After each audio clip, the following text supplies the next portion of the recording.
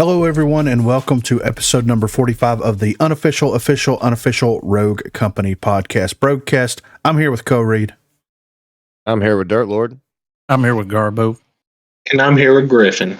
And this is the Rogue Company podcast, bringing you all the news that you need to know about Rogue Company. So we're going to start off hot and heavy here with the 3.1 Eternal Conflict update. Now, I transposed all of this to Google Docs so that it would be easier for us to cover, So Brad did share the skins. I'm not going to go too deep into the way that the new event pass is because that information has kind of been leaked out there a little bit, but it's 35 levels, should be the same amount of XP rewarded while playing through it, but you should be able to, it's going to be a 6-week span. So in essence, like we're going to get an update or an event every 6 weeks as opposed to every 150 days plus. And with this one, we saw our first look at what that's going to detail, and we're getting 3 skins, no mythic wraps on this one, but they are adding new chests in there for the that new box that they have that's got like the silver and gold skins in them, like they're like the Scaducci skins, but silver and gold. So there are some cool things that are coming into it. And then of course the Demon Days, or not the Demon Days, but the Eternal Conflict skins are really, really cool.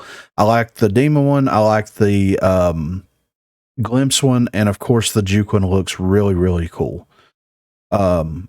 This might be my favorite battle pass that they've done so far, because it's just so different and so interesting, and it feeds into the stuff that I like anyway. So, So with that being said, there is going to be a preseason for ranked. So, what does this mean exactly? Well, we have a lot of work to do for the new direction of our balancing and identity of our rogues. This comes with big reinvigorating changes that we want to front load the year with, and we want players to have some time to breathe and adapt to them before we open the doors to this year's ranked season in 3.2. We are looking forward to hearing your feedback, and we'll see you out in the field. Additionally, Glacier has been added to ranked strikeout. Enjoy. So it's going to be 3.1, and I think 3.2 should be the next update after this current update. So in theory, like it should be a 3-week preseason ranked. They said that they were going to provide updates every 3 weeks, unless they're going to do like 3.1.5 or something like that as like that 3-week update, then it should just be a 3-week preseason. Even if it's a 6-week preseason and then they introduce more rank changes in like the 3.1.5 update, if they go that route with it, then it's still okay. 6 weeks of like having basically a preseason for ranked to try everything out in ranked and to give feedback and it not really count for anything necessarily, to me is not a bad idea, especially with all the weapon changes and things that we're going to be getting in the game moving forward. So I'm perfectly fine with it.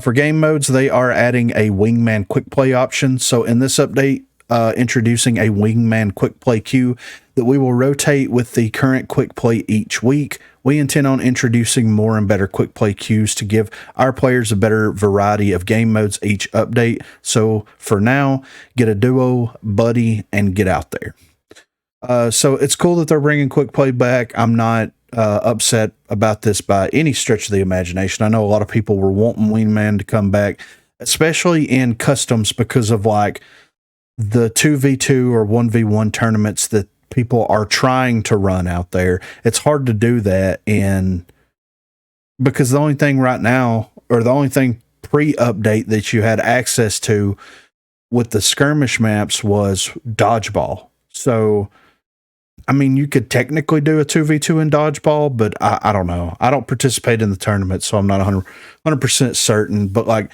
if you do a 2v2 strikeout or a 2v2 whatever, then it's just going to be on the larger maps, which can still work, but it's not the same as playing it on the skirmish maps, Mm-hmm. And with customs, they are going to be disabling sabotage and removing it from customs while they are working on it.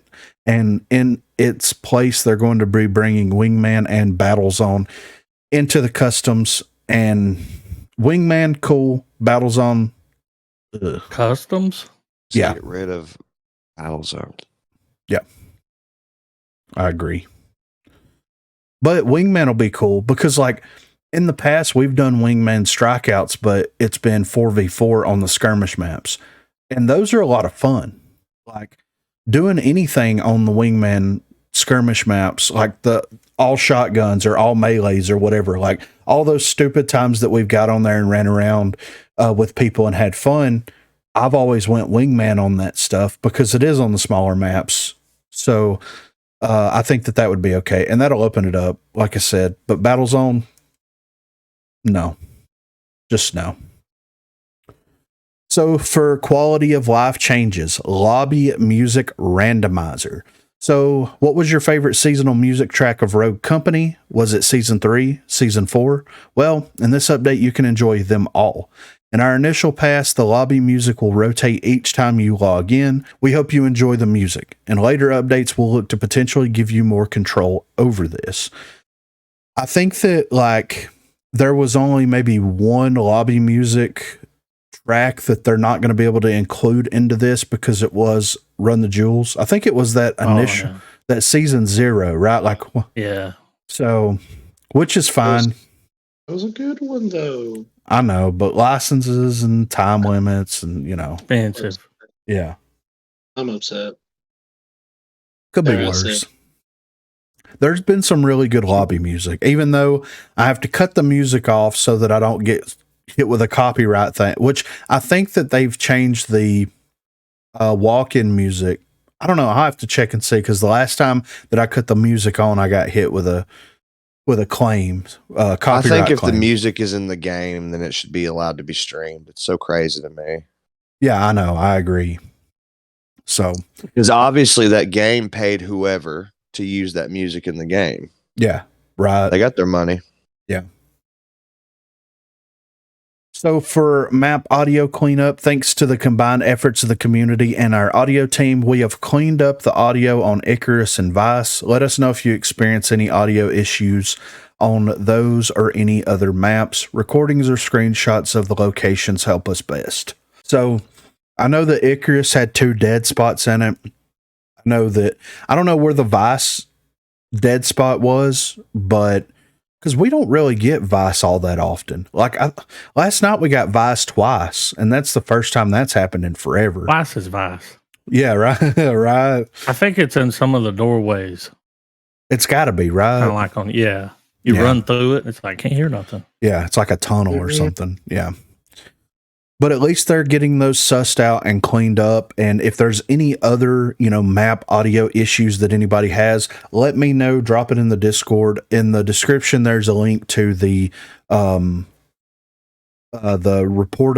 report a thing. I can't remember what it's called, but basically if you have a bug or a exploit that you find, you can upload screenshots and information into that Google Doc and it goes directly to the developers. So if you find something, be sure to share it, because I shared the ones from Icarus with the development team after an individual contacted me and sent me screenshots, and then on stream I got the screenshots that they sent, played a custom match, went there, and actually got video footage of it, like recorded footage of it, and sent that to the developers as well. And those are the 2 locations, and any more, I guess, that are on Icarus that are going to be cleaned up in this next update. So it actually does work, like submitting the information, and we can push it for you if it's a legitimate concern. We can absolutely push it. So for some balance, we have rogue balance to start everything out with, but first we're going to hit on speed and toughness. So I'm going to read this blurb real quick just to kind of get an idea before we kind of go off on a little tangent on it here. But what they said was, when we introduced speed and toughness, our intention was to create variance between rogues and active combat. In hindsight, we didn't do enough to properly support this, as it became an esoteric stat that made combat interactions difficult to maintain mentally. Additionally, with the existence of other perks that affect those same stats, it created another layer of complexity that further confused and frustrated our players. There was also some functional complications with how they functioned. As such, we currently feel we can accomplish stronger rogue identity through other solutions, which you will see below. Therefore, speed and toughness has been removed from all rogues. So before we get into the next thing, I'm just going to hit on this for just 1 second. I'm a fan of the speed and toughness system, personally. I liked it. It was different. You know, it was something that was very, like, it was a way to bring identity to the rogues to a certain degree, but like they introduced it, they changed the pips on it, like they reduced what the toughness actually was from 5% per pip down to 3% per pip. They adjusted a couple of characters' speed and toughness, and then nobody touched it for over a year. And at the end of the day, it's like if they, Pretty Hair told us that they were going to add speed and toughness as another knob to tune to make rogues feel a little bit different since they opened weapon mastery and everything up, and then opened the floodgate with the perk changes, and also a way to fine tune rogues so that they feel like they're slotted into where they need to be. Did it accomplish that? To a degree, I think that it did, but did it do everything that it could have, though? No. Yeah, I don't think that it did by any stretch.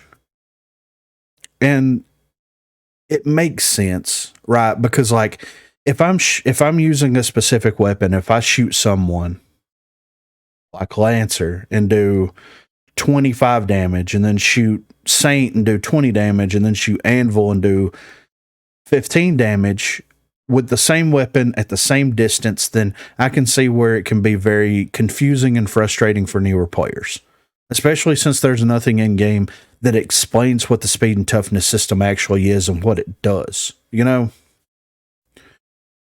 So like, to me, they should have just like reworked the toughness system as opposed to like it doing like damage reduction. It should have like either shortened or lengthened the HP bar as a representation of that. Like the baseline is 100 HP.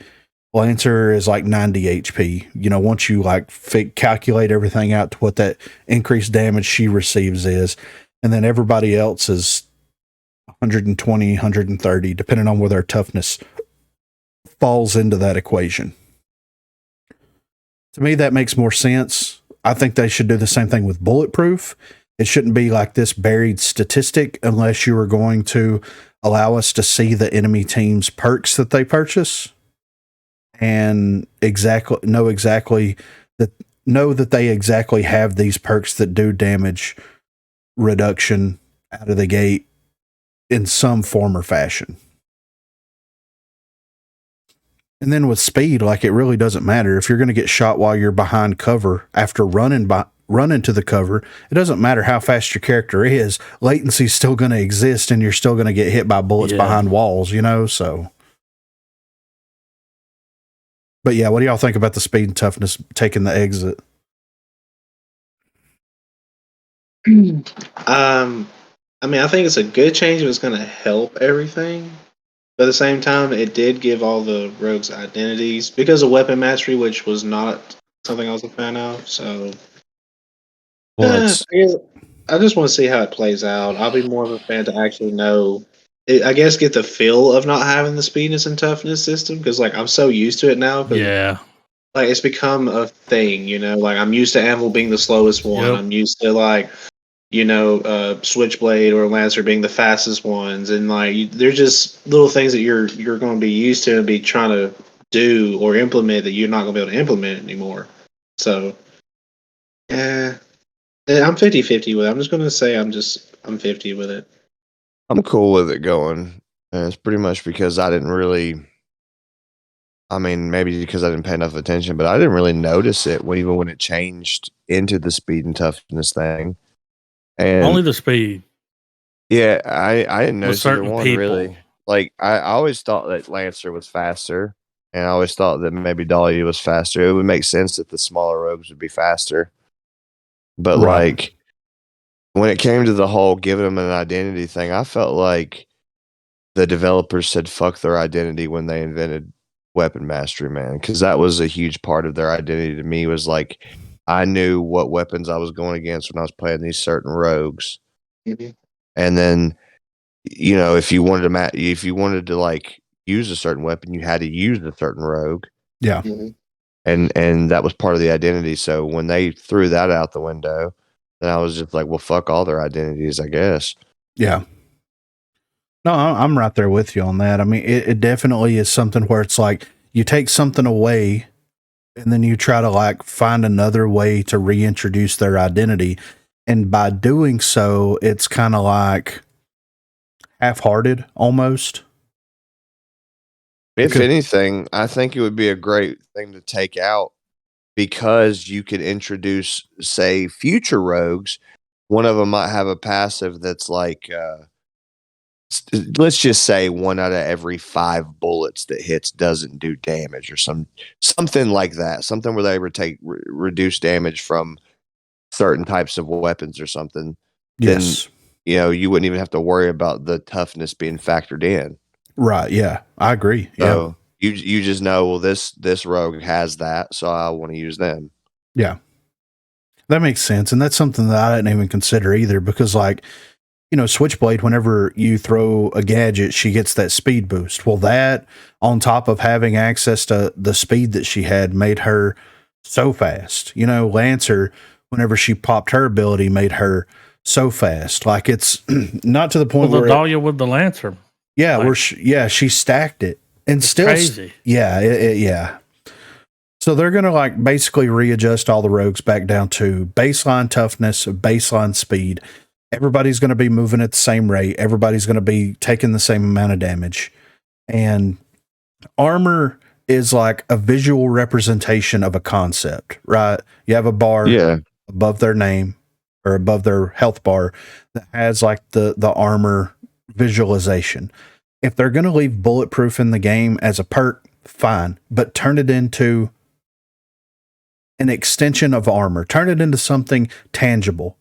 Something that we can see and interact with, because it's still going to be the one outlying factor as to, like whenever you get the speed boost is something where it's like, it really doesn't affect anything. Like they may be able to move up faster if they have evade. They may be able to move up faster on you than you're expecting them to, but you can still shoot them or throw a grenade at them or something, and they're still going to take full damage. It's not, it's not this thing that exists. Like negating damage in a game like Paladins makes sense where you have healers and support characters. You don't have to factor in each individual bullet. Whenever you're looking at a tactical shooter, then you have to account for all the damage values that you're getting. And if someone has something that gives them less damage, then you should know about it first of all, and you should be able to calculate that into what you're trying to do on the fly. And it sounds like with speed and toughness, that was causing too much of an issue. The only time that I ever noticed the toughness thing was like once you get 5 toughness with bulletproof, with armor stacked on top of each other, all 3 of those things, then you could feel it. But if it was just your normal average rogue that had like a 3 or a 4 toughness, that had maybe 25 armor and, that didn't have access to bulletproof, wasn't that much noticeable. That's the thing, man. Switchblade's coming back. Oh, yeah, right. And Seeker. Because you always, I don't care what you do, you have to get that bulletproof. Like, yeah. Like, I mean, once you do, she's a fucking tank. Yeah. So, they're going to have to probably work around the kits a little bit. Yeah. Now that you said that. Because, a switchblade with normal toughness, because I think hers is reduced some, right? Is it not? Yeah, she's got a squishy 1. Yeah, she's got a 1 toughness. Yeah. So now that she get that 3% back with bulletproof, I think it was rare bulletproof too, right? Yes. No, it was epic, right? It was epic. Yeah. I might have to tone that down a bit. Yeah, right. So, and that's like Cannon's got legendary. Like even if, and he's got armor, so you even don't if need that, I mean it's and they just did all those changes with him too. Exactly right. So, and something else that kind of feeds into this is this next point here. Base regeneration has been adjusted. So in the current setting, it is difficult to work around the base regen for balance purposes. For now, we are wanting to experiment with reducing the out of combat activation time in order to rein in the effectiveness of bounce back and also have a more risk versus reward in evasive duels and pushes. We intend to keep a very close eye on how these changes shake out in the bigger, longer term picture. So the regeneration activation of your HP regeneration time has been increased from 5 seconds to 6 seconds. We had a change at one point forever ago where they moved the regeneration time from 5 seconds to 7 seconds. And we played with it, didn't really have that much of an issue, if I remember correctly, but the larger community, the larger player base did have an issue with having that extra 2 seconds regeneration time on there. And they went back and reverted it. I think at one point they dropped it down to like 3 or 4 seconds, and then they finally settled on a 5 second as being like the perfect regeneration. If you're going to give all the rogues or a lot of the rogues access to bounce back, because we'll get into that here in just a second, then it's going to be okay and it's going to make sense. 1 second, waiting 1 second longer to re-engage, it's muscle memory at this point. So like it's going to throw a lot of people off in a big way. Myself included, because I have that 5 second timer in my head down. I don't even think about it. I just know that I'm gaining HP back. You know what I mean? So even if you're changing it by 1 second, whether it's 1 second less or 1 second longer, you're still going to have players that are going to take a lot of time to adjust to it. Like I said, when they increased it to 7 seconds, we didn't have that much of a problem with it. I don't think that we're going to have as much of a problem with this in single life modes, because you're going to be playing more cautiously. And once you get called out, you're going to be dead anyway. Single life game modes. I think the people that play respawn modes are going to feel this more than anybody else. And I also think that this has something else to do with something that's in the patch notes further down. And whenever we get to that, it'll make more sense. But with the speed and toughness going away, everybody being at the same baseline, then extending or increasing the regeneration activation time for your HP regen, it's making the game, it's going to make the game a little bit slower pace to a degree until everybody figures everything out.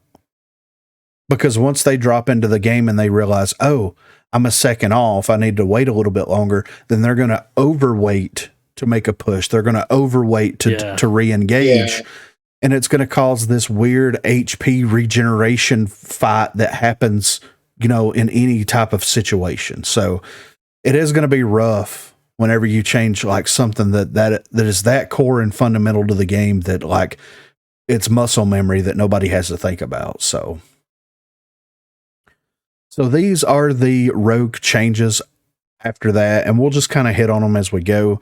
So for Anvil, Rare Berserker has been replaced with Rare Shredder Rounds. Epic Life Drain was replaced with Epic Bounce Back, and Epic Replenish was replaced with Epic Recharge.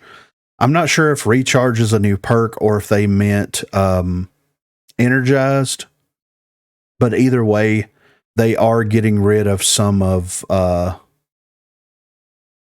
Anvil's more tankier things, like Berserker being able to run and reload the light machine gun is like huge.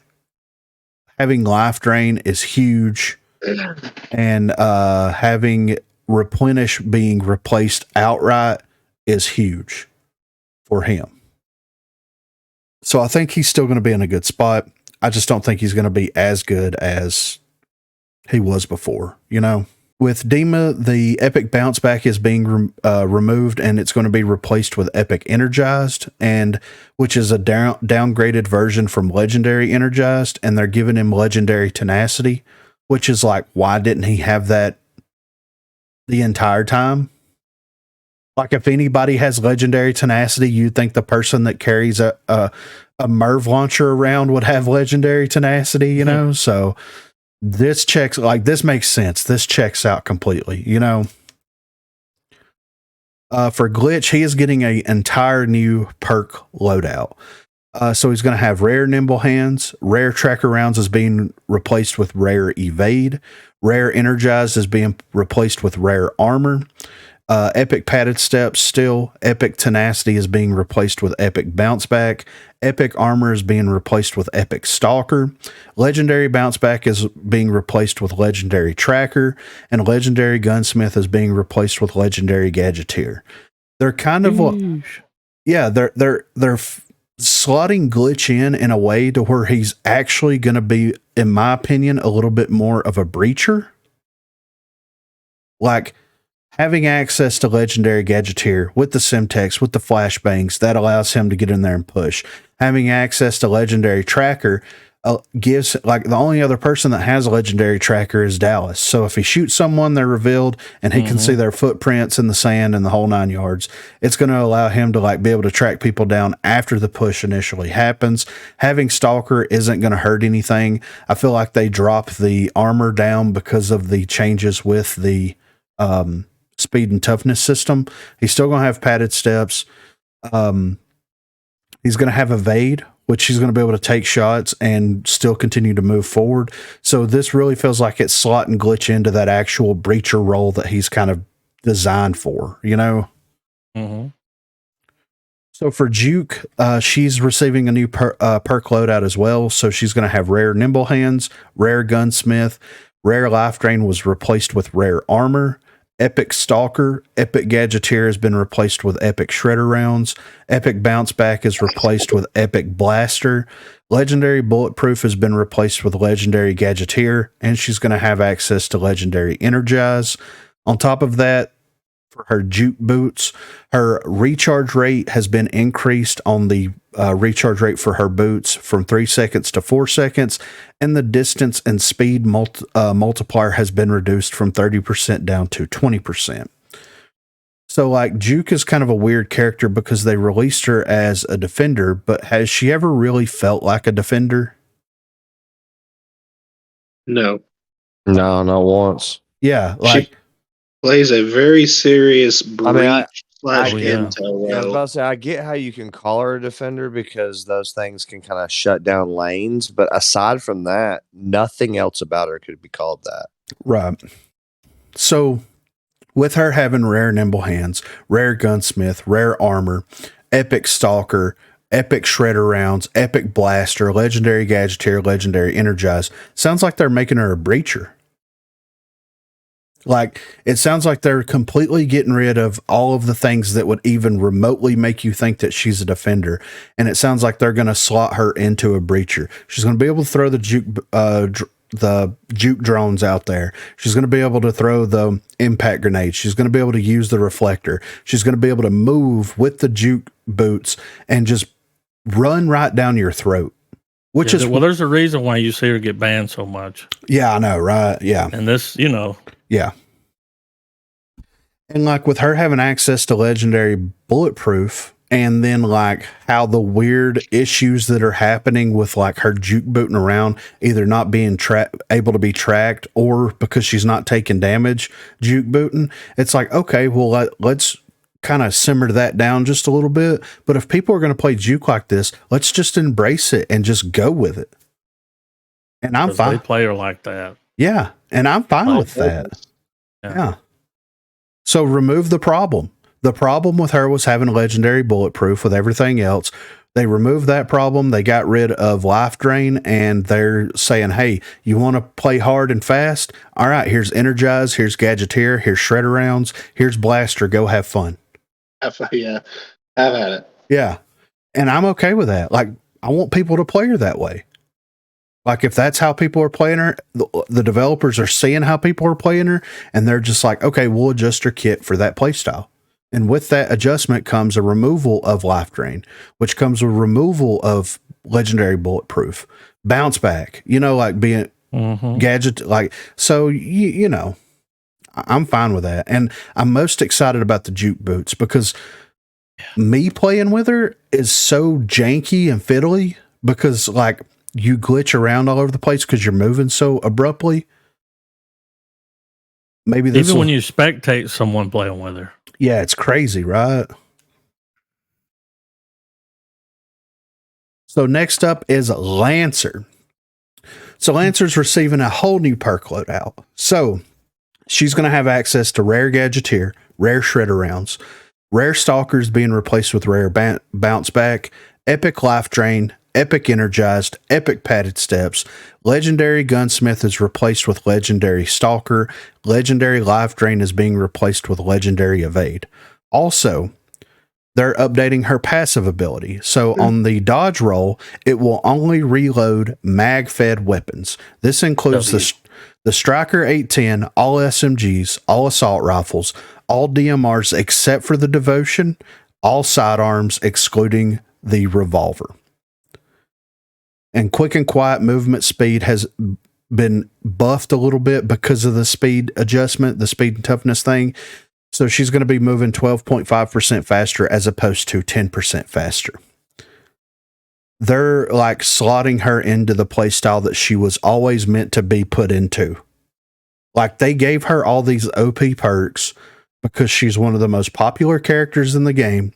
And finally, somebody, I'm not going to mention any names, came in and was like, well, if you want a player as like a very aggressive, like run around and flank type character, let's give you legendary evade. Let's give you legendary stalker. Let's give you an epic version of life drain. Let's give you rare version of bounce back. Like they're slotting her into that play style finally.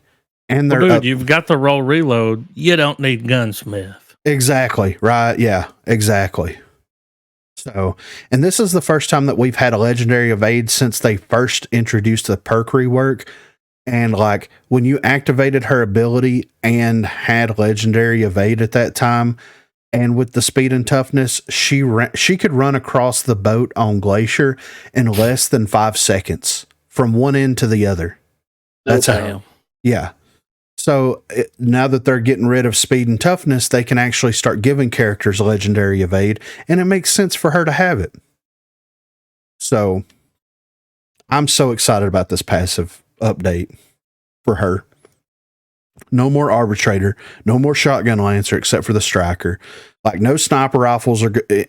She's not going to be able to roll reload any of the sniper rifles whatsoever. Like she's going to be slotted exactly where she needs to be slotted. And it was so simple. Yeah, exactly. Mag fed. Could have been done, man. Yes, could have been done. But they were like, well, we can't take it away. It's like, you don't have to. Yeah, just fix it. Maybe not let the shotgun fucking do it. Like, yeah. Simple. And I think watching her reload that shotgun was satisfying. I know, right? Just putting the bullets in it. It was like, oh. Yeah, maybe. Yeah. Oh. And it seems like the common consensus with the majority of the community is they're okay with this change, because even the people that play Lancer Arbitrator know how broken that combination is. And they're like, well, we had our fun for 2 freaking years. Yeah. It's about damn time, you know? So MagFed, it's so simple, you know? Yeah. Everybody was so scared to make any changes to Lancer because people were going to riot. Because what? They'll quit playing? Yeah. No, like balancer. So next up is Ronan. So she is getting rare tenacity replaced with rare evade. Also, her ballistic knife is receiving a few changes here. So the direct hit blast radius has been reduced from 3 meters down to 2 meters. The direct hit minimum damage has been increased from 70 up to 90. And the blast radius when planted has been reduced from 3.5 down to 3 meters. Finally. Like now I don't feel like I have to get a football field, even though 0.5 meters is so small, it is enough. You know what I mean? It is enough. Especially when she has access to blaster. And then adjusting the way that the explosion radius works whenever you direct hit someone makes sense, because I've seen, and I've even had moments where I've hit one person in a small group of people and downed like fringe targets, like that really shouldn't have went down because of how the blast radius was on it. So it makes sense why they're making that adjustment. Direct hits are still going to do 225 damage to the target. It's going to be a 2 meter radius around that target that's going to receive 90 damage. So it's being adjusted, but in the right way. So Something that I'm excited about. C4 for Saint is being replaced with the regeneration field in all game modes. For Fuck Saint? yes, Ooh. dude. W. Big W. Finally. God, if Saint needed something like that. Maybe toss it Dahlia's way too. Give it to Runway. I was about to say, I was like, why don't we just give it to any other support rogue or like, what's the other one? Oh my God, it's Seeker. Yeah, so Seeker, Runway could have had it. You know, that would really, yeah, I would prefer one of them to get it because like I've realized I've been reliable more on helping hands more often in matches than not. So like, why not give it to two other support rogues? Yeah. Why does it have to be not saying that that's a bad change because like to be fair, nobody really runs C4 much anymore. Like just depending in your scenarios and stuff like that. So yeah, that's pretty gnarly. Yeah. Just being able to know that like as a Saint, if one of your teammates is down, you can run up, throw the regeneration field. As long as they don't press the bleed out button, they can stay alive until that regeneration field goes away. Give you enough time. Yes. And you got the nimble hands? Yeah. Or him putting it down on a corner, just like your team is steadily healing while you're trying to like just you're in a constant engagement, but because you're in this regeneration field, you're not dying. You know, like Yeah. God, yeah, that's really clutch, man. Again, it'd be nice to see it on another support row. Like just add it to maybe like Seeker, or maybe add it to Runway. God, I mean, add be more testing the people, waters add with more. it. I mean, yeah, Yeah. but like, why would you give it to the best medic rogue? Yeah.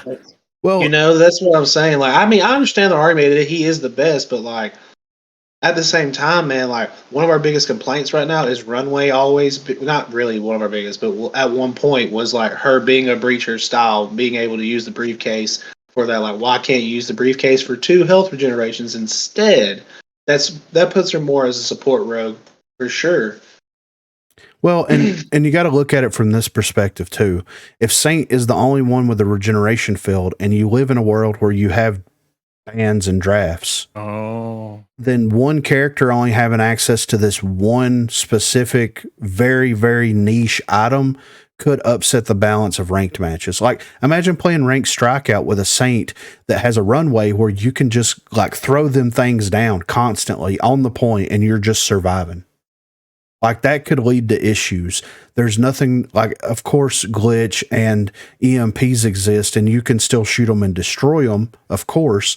But at the same time, it's like you don't have a regeneration field in your back pocket either if you're going against that. So I could see where that could cause a couple of unbalanced issues in specific game modes. King of the Hill and Strikeout being the primary two there, you know? What's going to make that Saint a big pick? Yes. To counter that, they could fix Runway where Runway can't hit her own briefcase. And then it would be only like Saint can be the only one that hits the briefcase to get the double revives. You know what I mean? Yeah. Or the double heal or whatever. Like if she can only use like maybe one initial time, but she can't like she can't hit her briefcase herself. You know what I mean? That would be a real clutch moment where like she throws it down. That would make her a true support. I feel like in a way too. Like if she just threw it down and only her partners can grab the briefcase, not her as a character. It would lower her playability because a lot of people that play by themselves probably play her to selfishly have the extra Semtech. Yeah, for sure. To get unlimited ammo. And yeah, that's fine. But sure, you know, people are going to get upset about that. But at the same time, like, you should be trying to run all the rogues so that way you can get a different play style with all the rogues because all the rogues are not going to feel the same or play the same. Yeah. That's why they all have different kits. That's why they all have different guns. You know, again, that's their identities now is their kits and their being able to use their abilities and whatnot. But at the same time, man, we've always had an issue with Runway in different ways. So if they do release this health regeneration station, and as Griffin says, it will most maybe become a problem. We'll see. You know, they could have it to where it only takes like so much damage, or they could completely rework the way that Runway does work. I mean, there's a lot of things that they could do moving forward with her. I think that Yeah, I think the reason why she isn't on this list because there's so much that they could do with her. They just need to make the right decision because she's a very popular rogue. Rogue, yeah. Just like Corey said, a lot of people use her. Yeah, and there's To no be selfish with Semtech.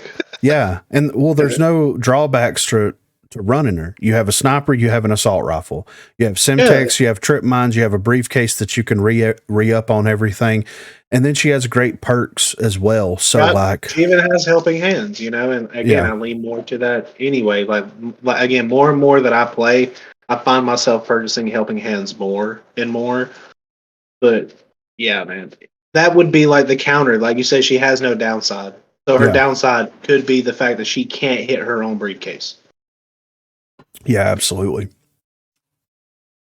They're also replacing Epic Crackshot with Epic Nimble Hands on Saint.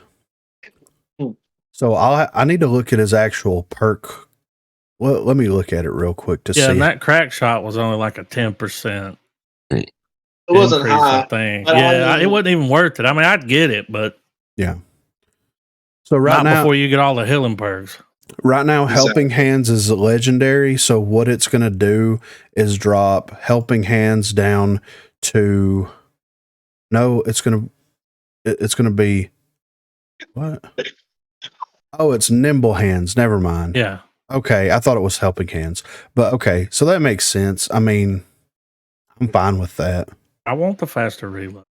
Yeah, exactly, right? So, and then with Fixer, what's an update if Fixer doesn't get something done to him? So, Legendary Crackshot is being replaced with Legendary Stalker. Rare Stalker is being replaced with Rare Nimble Hands, and his Tomahawk is being replaced with the Combat Knife. Removing Crackshot at a Legendary is like the best thing they could have done because you can, like, dude, it happened the other night. If you have the Devotion, if you have the ability popped, if you have Legendary Crackshot, it does 111 damage. If they reduce everybody's toughness down to baseline toughness, which is where Ronan exists at, it would one hit every single rogue that doesn't have armor or bulletproof. It would be insane. I mean, even with armor, would it matter? Because he ignores armor. Oh, you're right. Yeah. So, yeah, it doesn't matter if they have armor or not at that point. Yeah. So, yeah, it would just be dropping bodies. Yeah, it'd just be a walking god. Yeah, just pshing. Yeah. Pshing. I'm glad there was enough foresight to get ahead of that issue whenever they decided to do the speed and toughness thing. And then and then the Tomahawk thing, like melee mastery exists. Who cares? If you're going to master one melee weapon, it's going to be the one melee weapon that one hits everybody. So, well, there's 3 of them.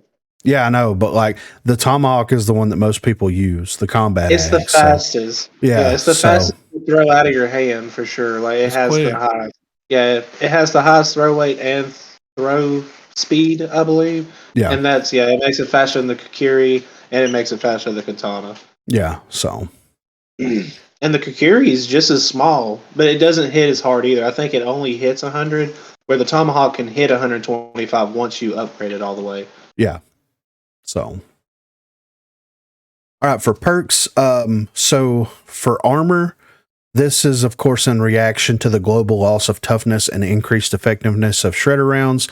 The rare armor cost is being reduced from 8,000 to 7,500. Epic is going from 12,000 to 10,000, and Legendary is going from 16,000 down to 14,000. For bounce back, so the write-up here says it appears that the bounce back family had an unlisted extra benefit of increasing the player's healing per second by a significant amount, a 30% buff. Bounce back is potent enough as is with reducing the regen delay time.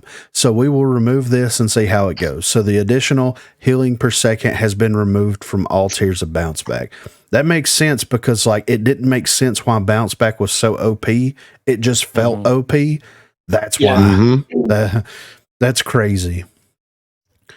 So Rare Berserker is getting a cost increase from 3,000 up to 5,000.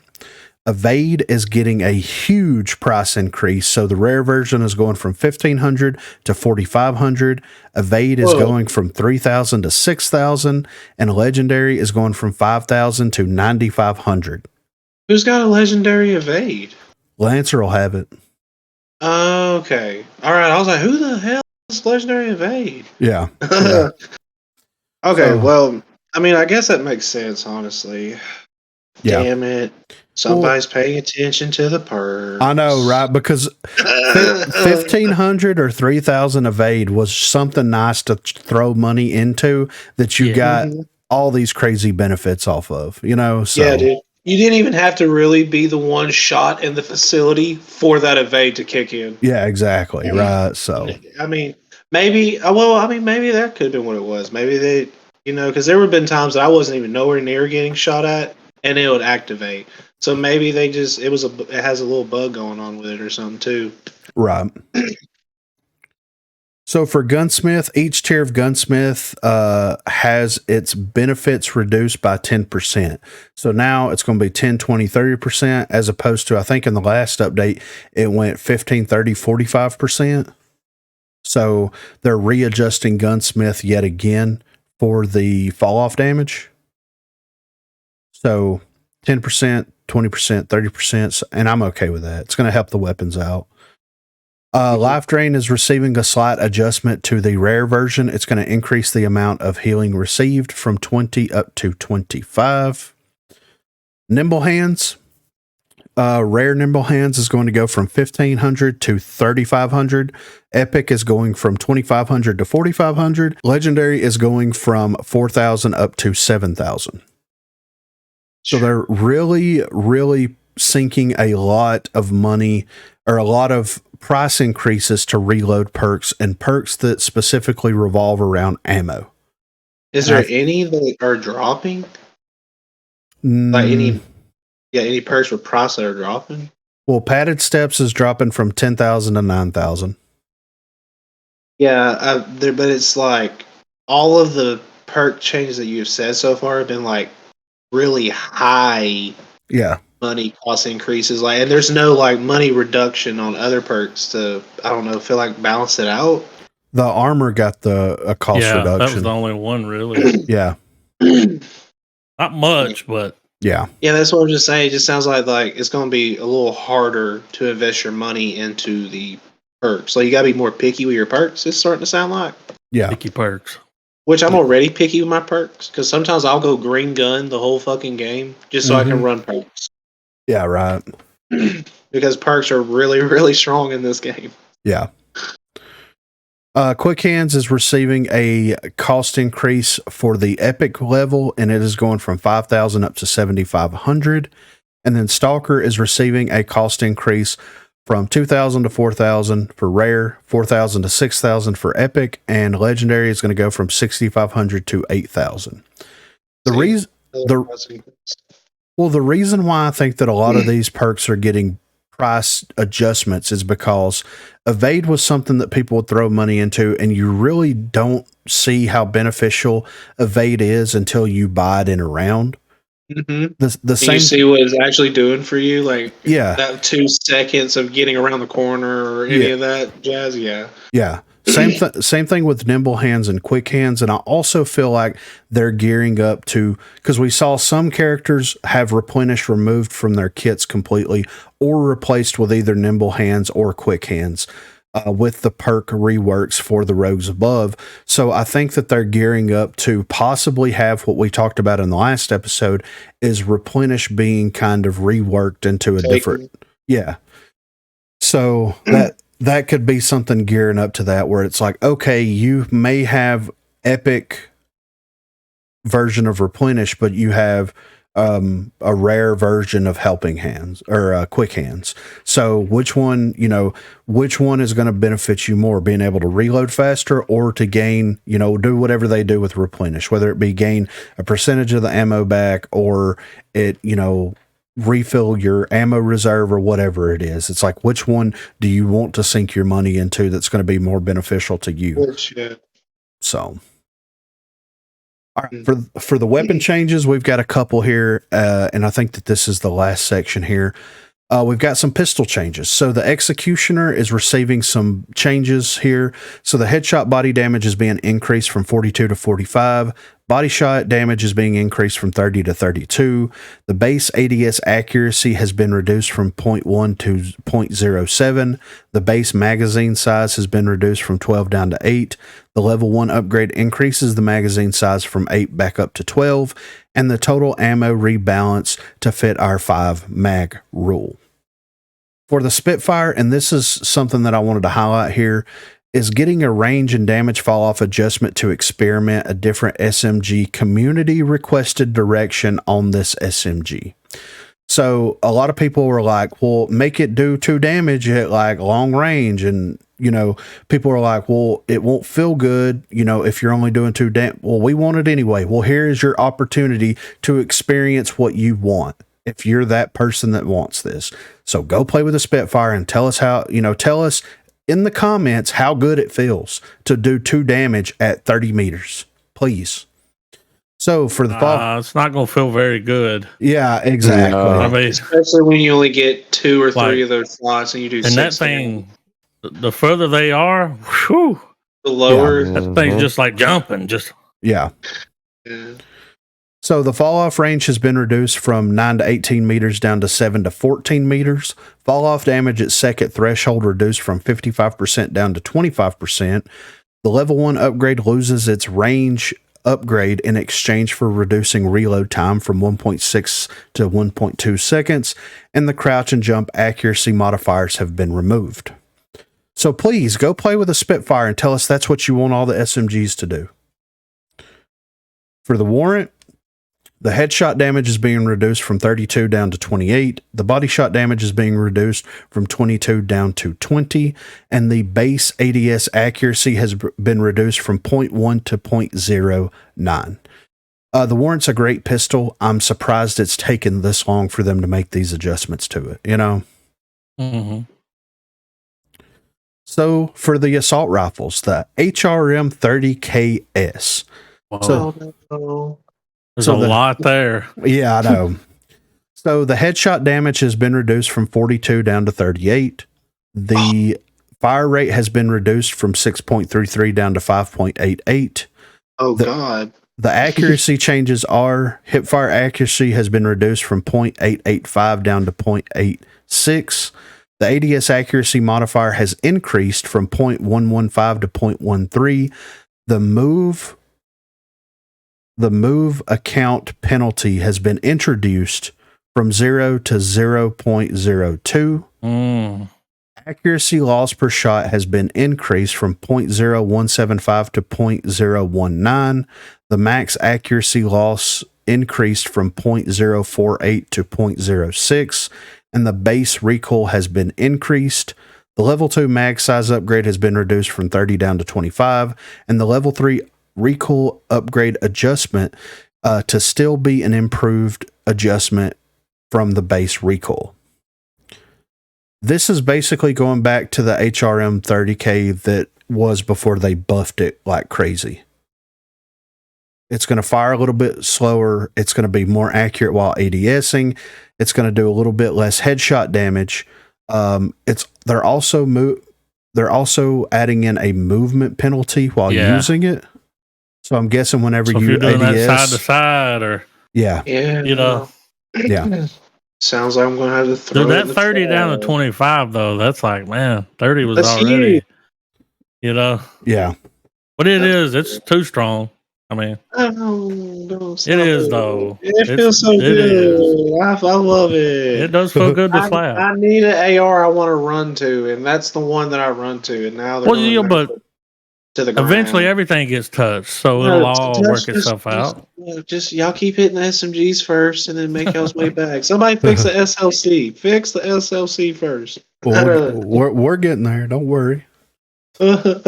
So for the Sahara, you know, the Sahara had that thing where like the fire rate of the weapon was actually this, and the stats said it was this.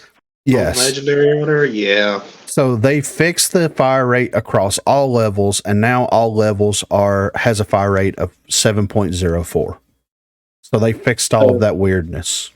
Is it the same as the rare and epic version of it, or is it the same as a legendary version? Let me look.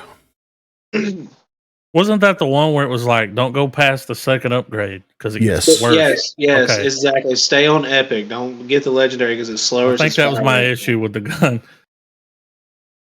I never got it to legendary anyway because again, you can stop at epic and then I just perk or utilities. So the fire rate for uncommon, rare, and epic is 7.25, and the legendary is 7.04. Okay. So now it's 7.4 or 7.04? Now it is 7.04. Oh, now you can upgrade it. Oh, yeah, but it shoots slower altogether now. I think it's going to stay the same as it is right now. I think it's been 7.04 for a while. I just think that they haven't adjusted the information. Thing? Yeah. Okay. Yeah. Okay. That's why I was like, oh. Yeah. Okay. All right. Okay. So more testing Yeah. to be determined. Yeah, absolutely. So for the SMGs, so global changes all across the board. All SMGs received updated descriptions to better match their unique identities.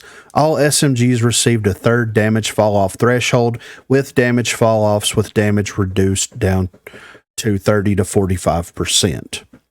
So for the weapons that have already been touched, they are receiving some adjustments here. So for the D40C, the hipfire accuracy has been increased. The bloom recovery speed has been increased. The max accuracy loss reduced from 0.065 to 0.06. The damage fall off first threshold increased from 0.82 to 0.9. So the LMPX, the base hipfire accuracy has been slightly increased, and the ADS accuracy modifier has been increased as well. And for the night, the base hipfire accuracy has been increased. The base ADS accuracy has been increased. The accuracy loss per shot has been reduced from 0.015 to 0.01. And the max accuracy loss adjusted from 0.045 to 0.07. So all of the weapons are getting adjusted they're going to fire tighter. They're going to aim tighter. It's not going to be like it once was in the before times, but it is going to be tighter compared to how it has been since before the Eternal Conflict update. Well, the data and the feedback came in. Exactly, right? Exactly. This is the beauty of 3 to 6 weeks for an update. Yeah, right. Yeah.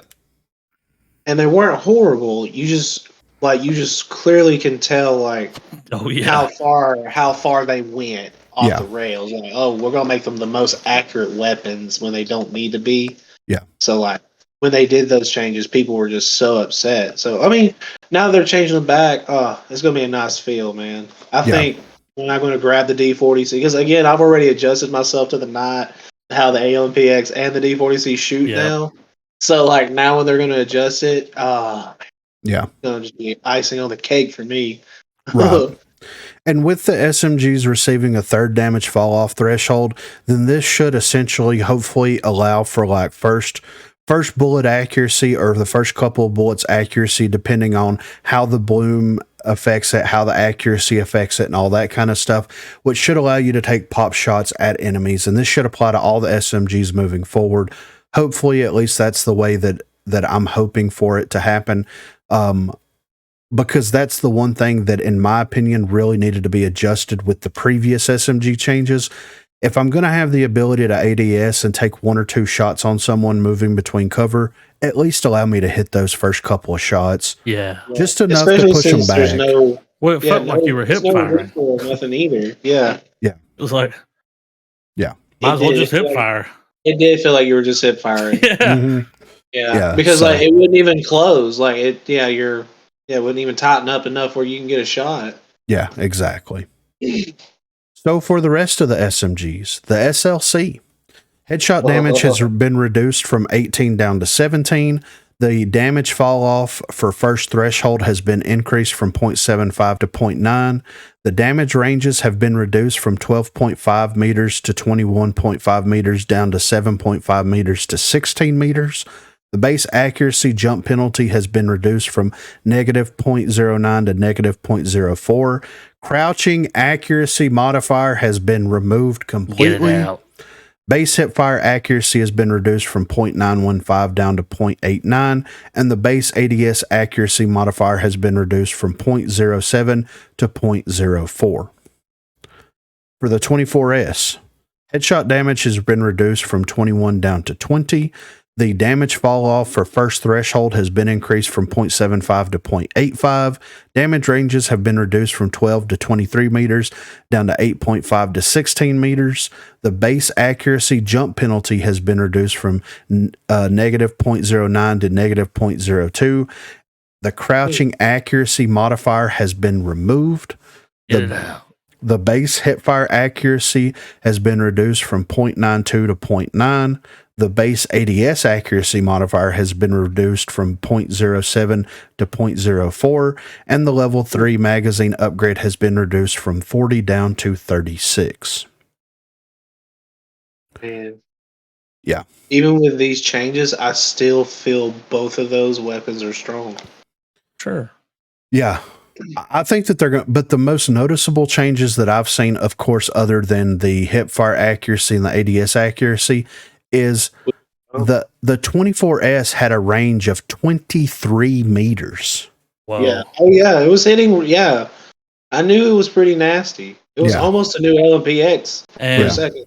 A beamer, just straight. I mean, I still feel like even with these changes, it's still going to be a beamer. I don't know why. I feel like it's still going to be accurate as fuck. Like, maybe it's not enough. Well, if it's not enough, then I feel like it's going to be, it'll be touched a little bit more. But where the 24S is coming in is the hipfire accuracy being reduced by 0.02, but the ADS is being reduced by 0.03, which doesn't seem like a lot. But whenever you look in relation to how the 24S was pre-update, where it was like tight as humanly possible whenever you ADS it, this is going to open it up, and it's going to be like you're really going to feel that aggressive recoil that it has. Because I'm fine with that.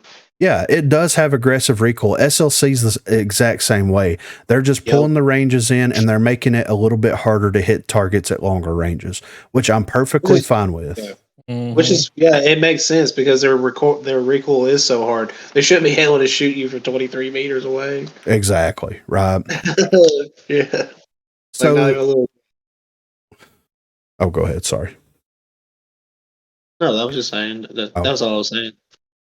So the objection is something that's very, very interesting here. So the headshot damage has been reduced from 16 down to 14, but the body shot damage has been increased from 11 to 13. The base magazine size has been reduced from 40 down to 30. They adjusted the ammo reserve from 4 mags to 5 mags. The damage fall off first threshold has been increased from 0.75 to 0.9. The damage ranges have been adjusted from 9 meters to 20 meters down to 10 meters to 15 meters. The base hipfire accuracy has been reduced from 0.94 to 0.9. The crouch ADS accuracy, the crouch and ADS accuracy modifiers have been completely removed. Figure it out. And the base reload time has been reduced from 1.35 to 1.25. So the objection is going to be hipfire only. Well, the hornet's nest. Yeah, exactly. SMG. Yeah, pure hipfire. Only hipfire. It should be. Yeah. Anything under 10 meters with the objection is going to completely melt everybody and everything that exists. Like, that's going to be the weapon that I feel people are going to go to when they're fighting against shotguns. Yeah.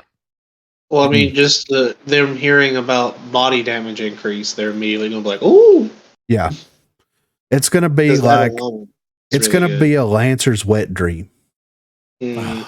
Getting in close and being able to do 13 body shot damage at that optimal range. With the reload. Why'd you have to ruin it? She can still do the row reload, right? Too, yeah, she can. So, but 10 meters or less, though, like, it's going to be arbitrator range. Yeah. But she's running padded steps, and she's going to be real.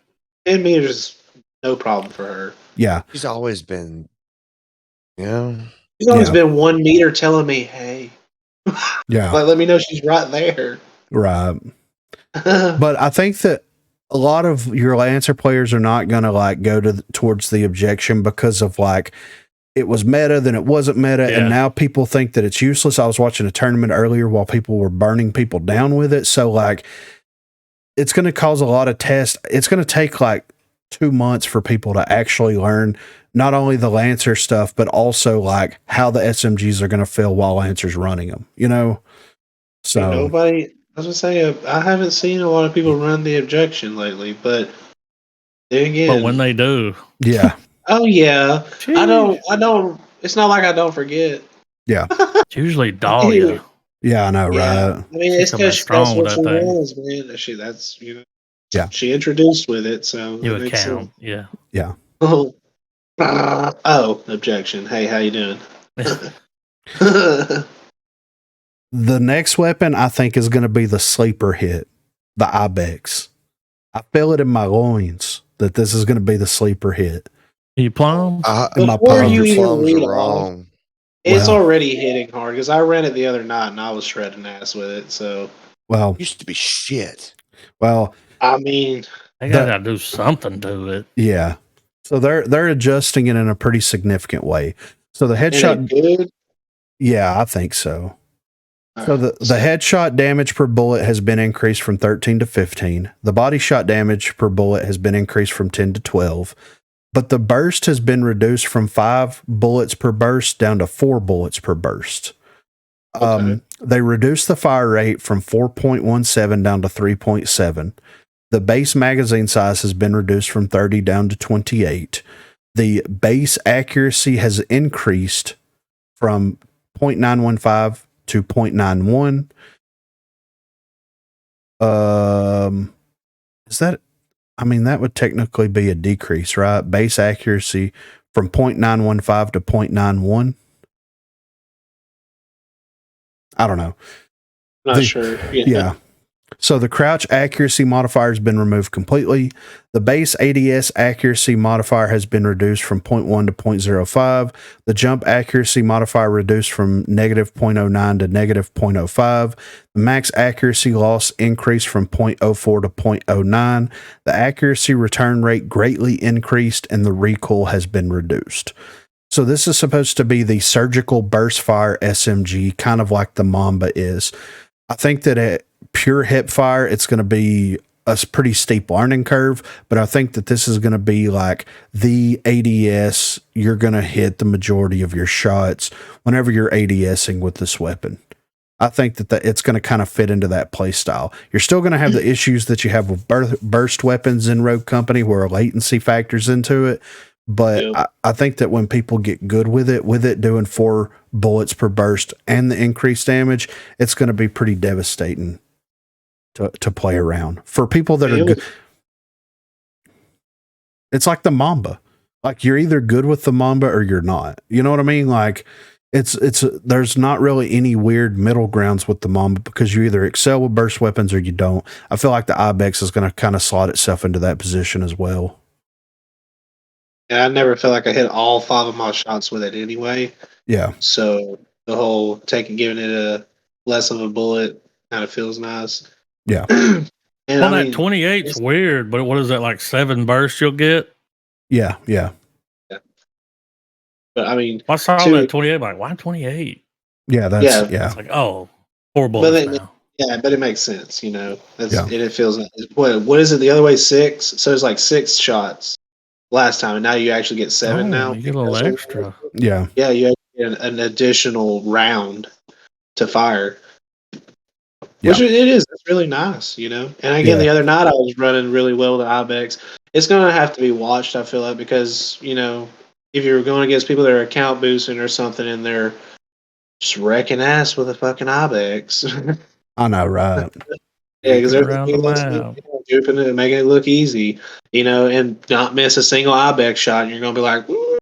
Yeah, right. I mean, I would at least miss one Ibex shot out of that.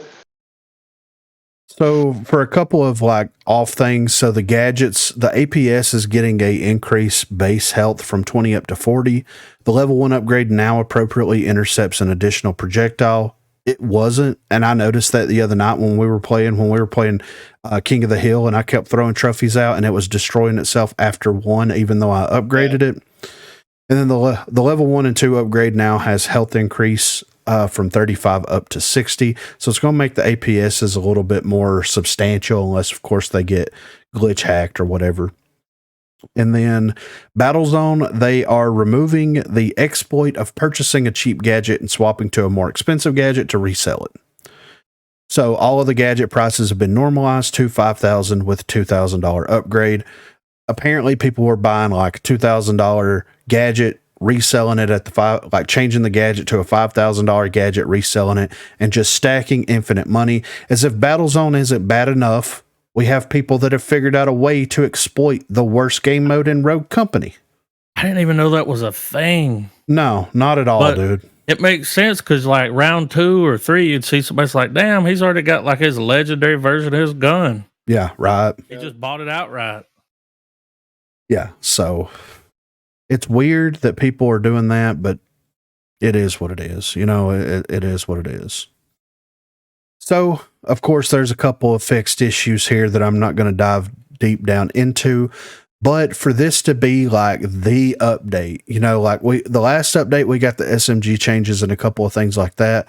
This is the new event pass, the new 3-week/6 week update cycle. All the SMGs are getting touched. The HRM's getting touched. Some of the pistols are getting touched. The only pistol that's going to be left out of this is the Salvo and the P12. Those are the only two that aren't getting touched. I wish that the Hydra was going to be factored into all these changes. It kind of sucks that it wasn't, but we've only got 3 weeks left. And by the time this comes out, 2 weeks left. So hopefully the Hydra will be addressed in that update. All in all, I consider it a huge W. I like the changes. I like the perk changes on the rogues. I like the rogue adjustments that are happening. The speed and toughness is something where it's like, well, we're going to slot it out. We're going to readjust everything, readjust perks, and use the perks and like what the characters actually are as a way to bring more identity to them, as opposed to having a speed and toughness system, which is okay. It makes sense. Hopefully they will keep that up and kind of elaborate more so on the perks. Slotting in better things for better rogues, like Dima finally getting a legendary version of Tenacity. And I'm fine with that. The health regeneration delay is going to be kind of weird to play around, but we'll get it figured out. You know, I like it. What do you guys think? Dude, this is only Jared's second update. Yeah. And he is going hard in the paint. Yeah, right. Hard in it. Like every 3 weeks? Every 3 weeks. He's going to run out of shit to change. I know, right? The game might be stable pretty soon. Yeah, legitimately, right? I like it. As long as he keeps going on with this direction, I mean, I'll dig it. Yeah.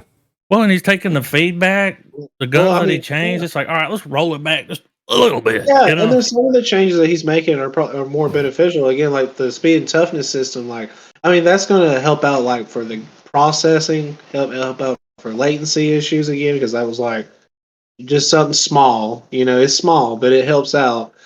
And again, just helping him track his data. You know, the TTK damages for everybody. I don't know. I just feel like it'd be all good changes overall. You know. Yeah, I think he's been playing the game. I think so. I think that he's goes been a long way. A lot. Yeah, right. He probably got killed by a couple of SLCs and 24Ss, and yeah. Yeah, well, you know. Once he hit the night, the LMPX, he's like, these motherfuckers are next. Yeah, I agree. Yeah. I'm excited for it, man. I like the direction everything's going, and I couldn't be happier as a player, as a content creator, the whole 9 yards. Like, this is great. This is amazing. Say that? Does it feel good to say the word "I'm excited"? Yes, it does. You know? Like, yeah, that's what I'm saying. Like, it does. It's pumping. Yeah, it really shows the difference what the lead developer can make. Yes, exactly. Yes. Someone that you give that job to someone else in the game, it starts to like get some life breathed back into it, you know? Yeah. People coming back. Like, yeah, exactly. Tournaments popping off. Yeah. And they fixed the Talon bomb grab through the wall. Rum's back in it. and Cannon shooting that minigun through the cover, which was happening when he was crouched. What was that? Through the truck? Yeah, it happened the that other was night. driving It was me like, what's this shit crazy, through the dude. car? Yeah. What was Yeah. that map? What's the map called? Oh God. He Favelas. was Favelas, shooting through thank that you. fucking truck. He was shooting that truck. You could see the bullets coming through it, and it was like, how? Getting Yeah. off topic, but I he had was no shooting idea through that was a truck, thing. guys. Until a fucking few nights ago. I was Yeah. raging. So next up on the docket here, we're going to cover this real quick. This was a post over on the Rogue Company website, new voice chat monitoring. So with the Eternal Conflict update, Rogue Company will be implementing new technology in partnership with Unity to reduce disruptive behavior and enhance player experience. The new technology is a voice chat recording system that will enable us to detect and address toxic chat, threats, and other behaviors that violate our community standards. Previously, we managed disruptive behavior through various methods, such as reviewing reports and analyzing system data. However, we have received feedback that some forms of language and harassment continue to negatively impact gameplay experience. Disruptive behavior and voice comms is a significant challenge for many players, and we believe one way to address it is by providing efficient and accurate means to report abuse or harassment, enabling us to take swift action. What does this mean for you? We will selectively review voice data that we believe to be harmful. This will be done manually by a team who are specially trained to handle this kind of work. We will also take action against accounts that violate our community standards using the same policy mentioned above. If you experience or witness harassment, please report it, and our new system will help bring your concerns to our attention. What about your personal data? The data we collect about you is only the minimum required for us to operate our games. The data we use for evaluation will not be kept for any longer than necessary to take action. What if you want to opt out? Opting out is simple, but it will prevent you from using in-game voice chat. Go to your game settings and switch voice chat off to prevent any recording data from being captured. What's coming next? Initially, we will ensure that the system is functioning as expected before we begin reviewing the data. Once we have verified its effectiveness, we will take action against accounts that violate our community standards. We believe this will lead to an improved game experience overall, and welcome your feedback. Bro. I'm going to need a list of words. Yeah. Like, can I be like, Saint, what the fuck are you doing back there?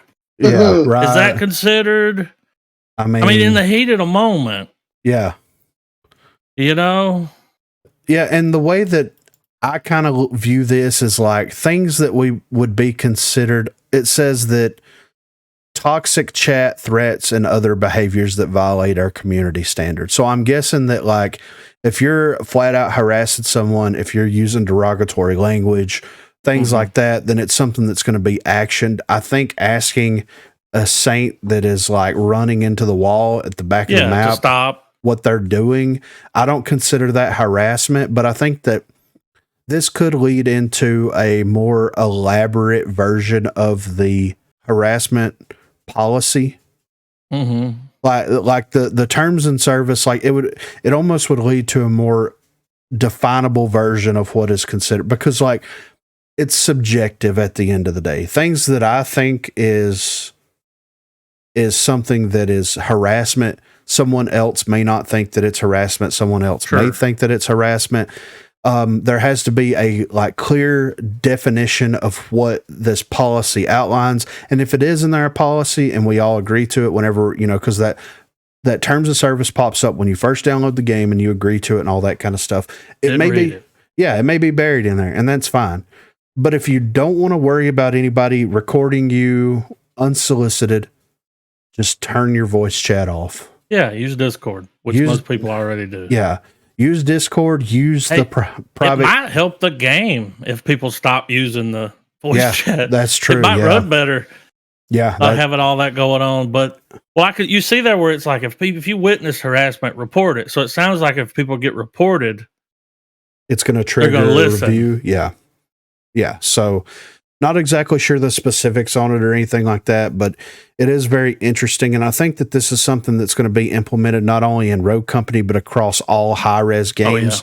And it's something that's been incorporated in other larger games. And there's certain places in the world that are trying to push to capture this data for strict guidelines to be enforced. We're talking jail time. Yes. Yeah.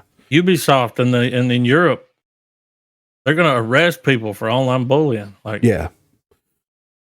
That's not, that was just that's, a week ago. Yeah. That's not in the That's insane. States. Yeah. I know.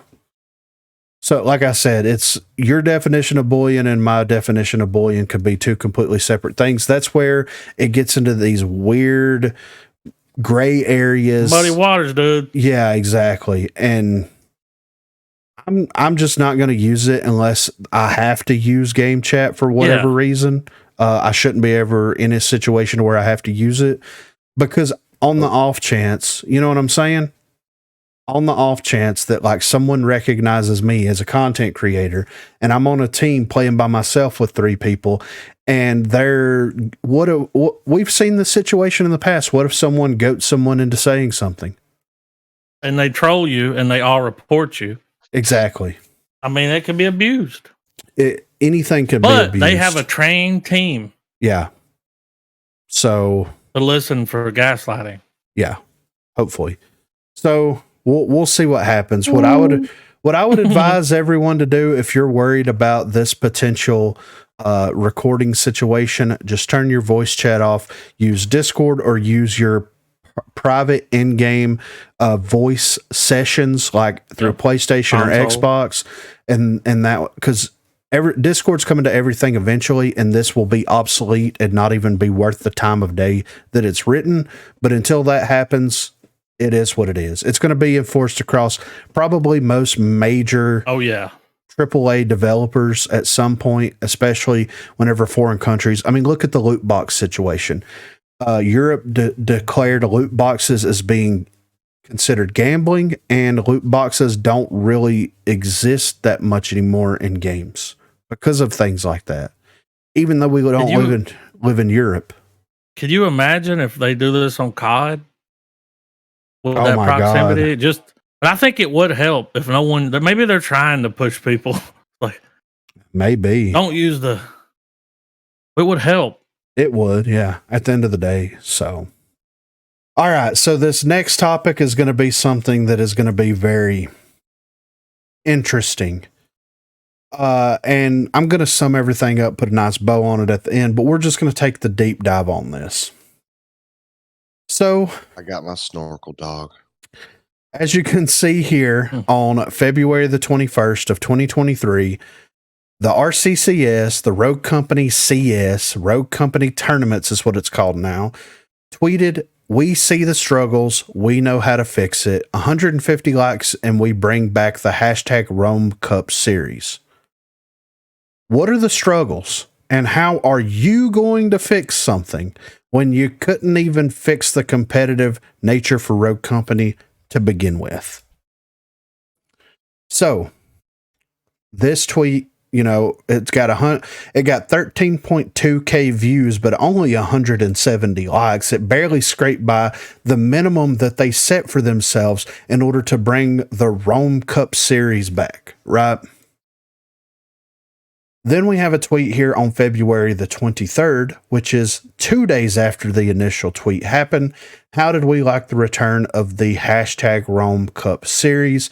And in the comment section, you can see a tweet by Leaksta that says, "Horrible, we're in 2023 and Rome GL or Rome IGL, whatever it is, gatekeeping me from playing in tournaments he's hosting. I thought we were trying to help better and expand the community. Horrible return. Thumbs down." And then No Flow says, "Why even try to enter when we know you're just going to ask for a sub anyway?" And then they have like a back and forth. Anyway, so they're back. RCC, well, I'm not even going to call it the RCCS. The Rogue Company Tournaments thing is back. I don't think that it deserves to be called the RCCS any longer because they're no longer affiliated with High Res. And how do I know this? We can see this right here. First, I'm going to preface this before I talk about this. If you're going to put your entire resume in your Twitter bio. Do not be upset when people look at this and pull information from that. So as you can see, You put it there, brother. yes. So tournament organizing resume. Hosted 200 plus community tournaments for Rogue Company from September of 2020 to March of 2022.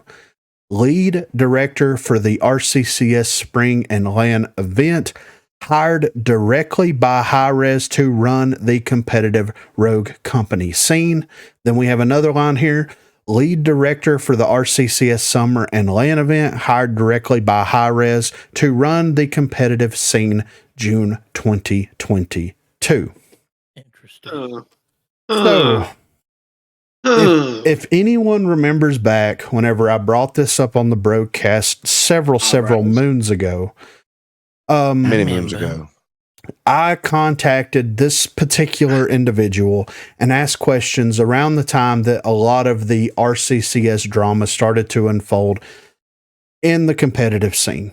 And whenever I spoke with this individual, it got me absolutely nowhere. They told me that, in fact, I needed to reach out to someone at Hi-Rez that is employed by Hi-Rez to answer these questions. So I did. I reached out to Radar. And I had a very nice conversation with Radar about the status of the current competitive scene, how right it was for the person that is organizing everything to be involved in all of the things that were happening within the competitive environment at that time in relation to the drama, and also playing money games with minors, goading minors into saying explicit things and then banning them, having the entire 2v2 ladies only strikeout series almost crumble under its own weight because of internal meddling. And the responses that I got from Radar was he would have to check into everything, but it was something the Hi-Rez esports team took care of. As you can see, based off of the information that I just had displayed on screen, and I will show it again here, the lead director for the RCCS was in fact this individual that I tried to speak to the first time, and hired directly by Hi-Rez to run the competitive Rogue Company scene. Then he told me that I needed to reach out to someone that actually worked at Hi-Rez in the esports scene in order to get information, when he was in fact at that particular time hired directly by Hi-Rez to run the competitive scene. An employee of Hi-Rez, Yeah. What are you getting at, Griffin? So what I'm getting at is, first of all, if your contract has been terminated, what does that mean? You've been fired. Yeah. So, Dun, dun, dun. so the RCCS was put into effect to do 4 major LAN events over the course of 2022. Spring, summer, fall, winter. We barely made it to the summer series before it imploded in on itself. With that being said, the individual that's in question here decides that they are going to stop doing all of the Rogue Company competitive things, pointing fingers, which have since been deleted off Twitter, of course, but pointing fingers, the fact that the viewership and player base for Rogue Company declining is specifically over the fact that the RCCS no longer existed. I remember talking about that on a previous version of the previous episode of the Broguecast, and that basically the only good thing to actually come from Rogue Company was the RCCS, which no longer exists. Now, How was soccer cars, bro? yeah. Now, I've been a supervisor before in the past, and I imagine a supervisor is much like the lead director for any particular thing. In charge. Yes. Yes. And one thing that I learned in my experience is the more that you put into it, the more you get out of it. Now, Yeah. based off of the competitive outlets that we've seen pop up for Rogue Company in the past couple of months, since a void was created, since the RCCS imploded in on itself, we have seen people take the reins to develop, organize, and host tournaments and do all of this independently from Hi-Res's help, and also somehow still be able to gain a pretty substantial follower, like a pretty substantial competitive outturn, and then also followers and viewer base based off of that. They've put the time in, they've put the work in, and that has been rewarded so much so that they are going to host a live LAN event in Las Vegas, and we will get to that in just a second. So with very little to no fucking drama. Exactly. I haven't heard Exactly. any, Dude. yeah.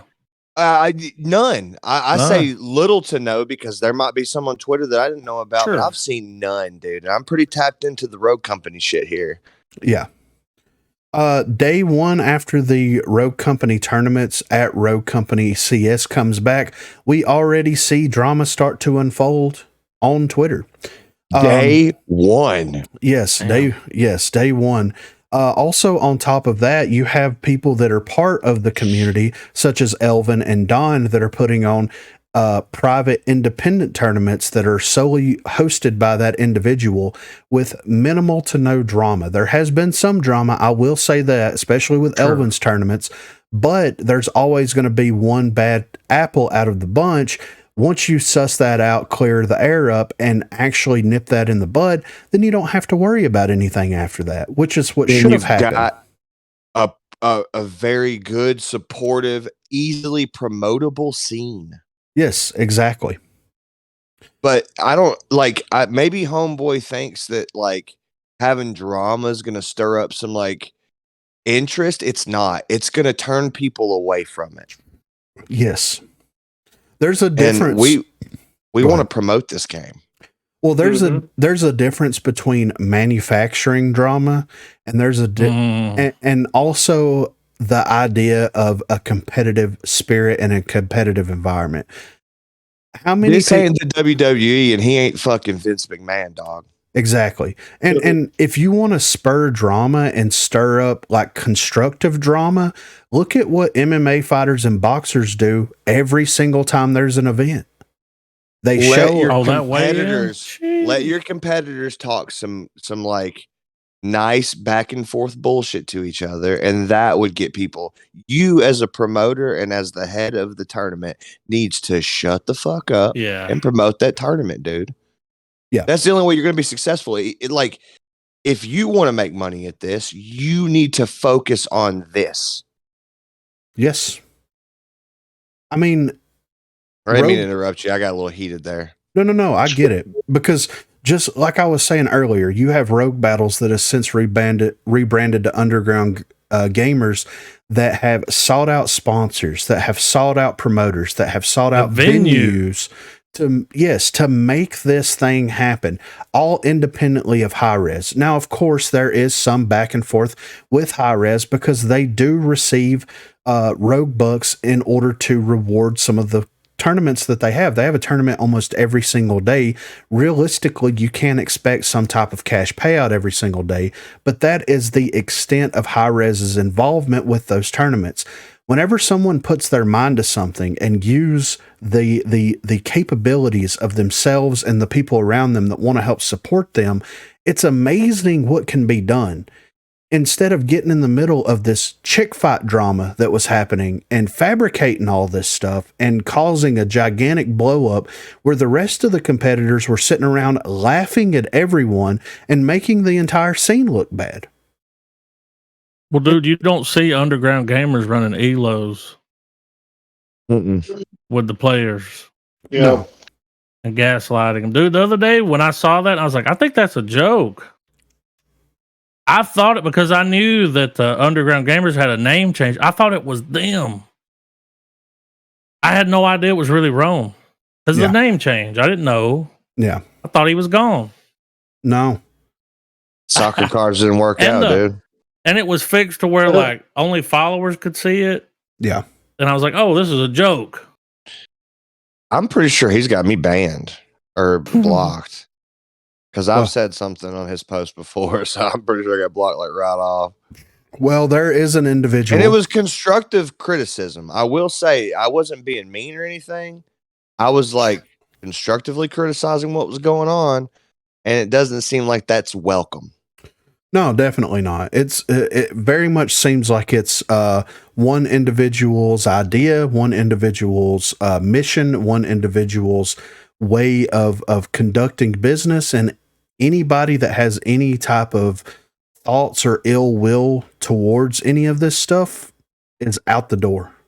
It's one individual's ego trip and way to promote himself. Never mind. Yeah, just way to promote himself. Yes, exactly. If you go and look at this individual's resume, you will see a laundry list of things that they have been involved with that at the average viewer that would look at this would seem very impressive, but in reality, it's not, because it's that idea of I'm going to move from popular thing to popular thing to popular thing, hoping that I can find somewhere to dig my heels into. And inevitably, when this individual shows up to some of these functions, puts in an honest day's work, whatever that may be in the caster world, and they never get a return call, what does that normally signify? It usually means that the people that watch the cast didn't feel involved with that caster. Exactly. He didn't put out the personality. He didn't understand the game well enough. Something. Yeah. Yeah. Well, dude, one of the things is if you go to the Underground Gamers page and look at their pinned tweet 13 hours ago, look at that thing. Let's see. Look at the payouts. Look at the respins. And I'm not saying for 1 second that I could be, or any of us could be, a caster. I'm sure there are a couple of us that could be. I definitely couldn't be. But you have to have that personality. You have to have that kind of bit of a charm to really get people involved. And you have to be able to explain what's happening in the game very well. Very well. Yes. Yeah. Because not everyone who's watching it understands the game. So some people just like to watch esports. Maybe they've never played this game before. Exactly. And if you're, I ain't trying to watch 2 hours of respins. then maybe you don't need to be a caster. I hate that it's your passion. Maybe except you're not great at it. I know what I like to watch, and it's just not that. Yeah. Yeah. And the reality of the situation is, things come and go. There's ebbs and flows. There's some things that you're passionate about that don't pan out completely, and that's okay in life. It's okay for you to have a passion and aspire to be something and then make a bad decision, much like trying to pursue a life of rap battles. That doesn't always pan out. So it just doesn't always pan itself out. Sometimes faking your own death doesn't work. Yeah, sometimes it's DOA, dude. Yeah. So at the end of the day, it is what it is. And the reason why I wanted to bring this up is because inevitably with what is happening, there's going to be a ton of drama associated with this. And I said before, and I know I said this. I think it's avoidable, dude. Yes, I agree. 100%. Underground Gamers is doing all right. Yeah.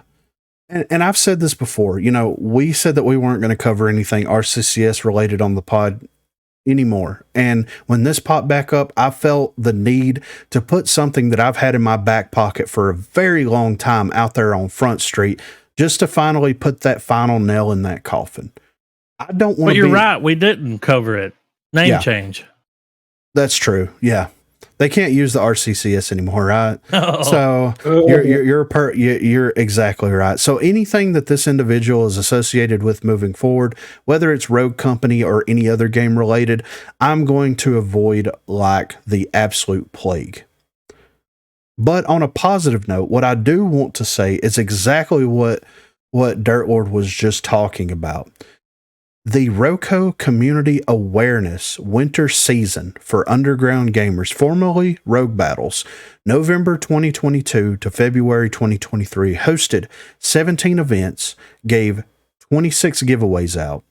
No donations, no respins, no entry fees, cash payouts, $4,450.50, not including the $2,500 seasonal invitational, which totals up to $6,950.50. Rogue Bucks by High Res not included. That to me is a very, very successful grassroots kind of In what, 6 months? Yes. It sounds like someone who cares about the competitive scene of a game that they love that's not trying to pocket any extra money. Exactly. This happened in 3 months, by the way. November to February, shit. 3 months they were able to do this. Yeah. That's dope as fuck, dude. Yeah. Damn. All I heard was And hats off to them, legitimately. Yeah. And they've done so well with this that they currently put up an FAQ for the Rogue Masters 2023 that's going to be hosted in Las Vegas. So the event is going to be June the 16th to the 17th. It's going to be at the Luxor Hotel and Casino HyperX Arena in Las Vegas. Spectators are allowed, along with VIPs. Underground Gamers will host an online open qualifier April to May where teams can compete. The top 6 teams will qualify. More info on Discord soon. The teams have to pay. No, it's free entry like all of our events, and the qualifying teams get flights and hotels paid for. In Las Vegas, by the way, this is in Atlanta. This is in Las Vegas. Will there be a talent team? Yes, HyperX Arena has state-of-the-art production. Real Blue will be putting together the talent team. Hats off to Blue for being a part of this. Hats off to him. Absolutely, dude. What's the prize pool? $10K or more. Will you host more LANs? Underground Gamers wants HyperX Arena to be the home of Rogue Company competitive LANs. Hosting multiple LANs yearly is the goal, but that is dependent upon the success of the first one. Is there a chance things could change? Yes, change could always happen. We do monitor the state of the game as well as the community regarding if this is something worth doing, something that is wanted. See our Discord for more information. These are individuals with their ear to the ground that is actively taking feedback, reworking rule sets, reworking everything on the fly as criticisms and as cooperation from the community and the competitors are coming in to give us the best experience possible. Go ahead. It's run close to professionally. These dudes understand how to generate revenue and use that as, like prize pool money. Exactly. Because they're obviously they're not pulling it out of their pocket. They're most likely not getting like rich investors that want to see this tournament to put some fucking money in. They're probably finding sponsors and ways to bankroll this and give us and the entire community a great fucking tournament. Yes, absolutely, man. And I'll be watching it. I've never watched any of them before, and I'm excited to watch this one. Well, dude, when the tournaments was canceled, they saw the struggle. Yeah. And they stepped in 3 months. Yeah. Imagine had they been running the tournaments. Exactly. We could have a professional tournament run by High Res, or at least bankrolled by High Res, if it was just run like this to begin with. Yeah. All the other money coming in, you might be up to 30K. Yeah, and people weren't 40. using it as a fucking ego trip. Yeah. Real Blue? Yes, exactly. It's awesome. I'm very happy for Real Blue. This is great, man. Like, we have two extremes of the whole spectrum here. We have someone that tried and didn't do enough and failed miserably that's trying to come back up into it and do something with it. And then we have a self-starter that's putting everything that they love and enjoy as a passion project for the community. Homegrown. Yes, exactly. It is absolutely incredible what these guys have been able to accomplish in such a short amount of time, man. It is insane. And I'm excited. Like, they picked the right person when they went to Blue. You know what I mean? They are putting the people around them that they need to put around them to make these things happen. We talked about this on one of the most recent broadcasts where they actually hired someone to design a website that is specifically for running like ELOs if people want to run ELOs. There's going to be a leaderboards on this for how people perform competitively. There's going to be a way to do the brackets, a way to keep track of everything that is happening with Underground Gamers and Rogue Company competitive. Where was all this stuff whenever the RCCS was around?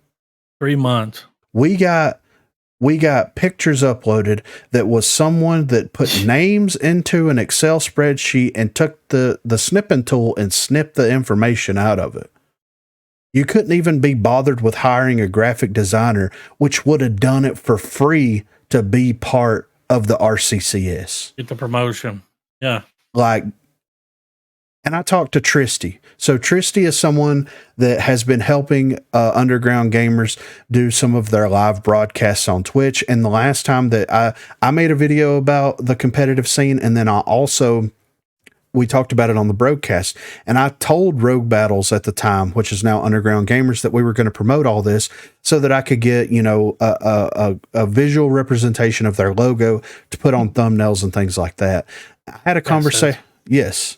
I had a conversation with Tristy, and I was like, hey man, I love what you guys are doing over there, but like there needs to be a more of a presentation that happens with these. I know it can't happen every single time that there's a tournament, but like there needs to be something. And he's like, look, I know that we don't have like the fire right out of the gate that the RCCS had right out of the gate, where you had people lined up and that was doing commentary, but we're getting there. We've got people in place. We're building asset packs right now for OBS. We're trying to get a format down. So maybe it's not the most polished thing in the world right out of the gate, but at least they're trying to make it the most polished thing that they can.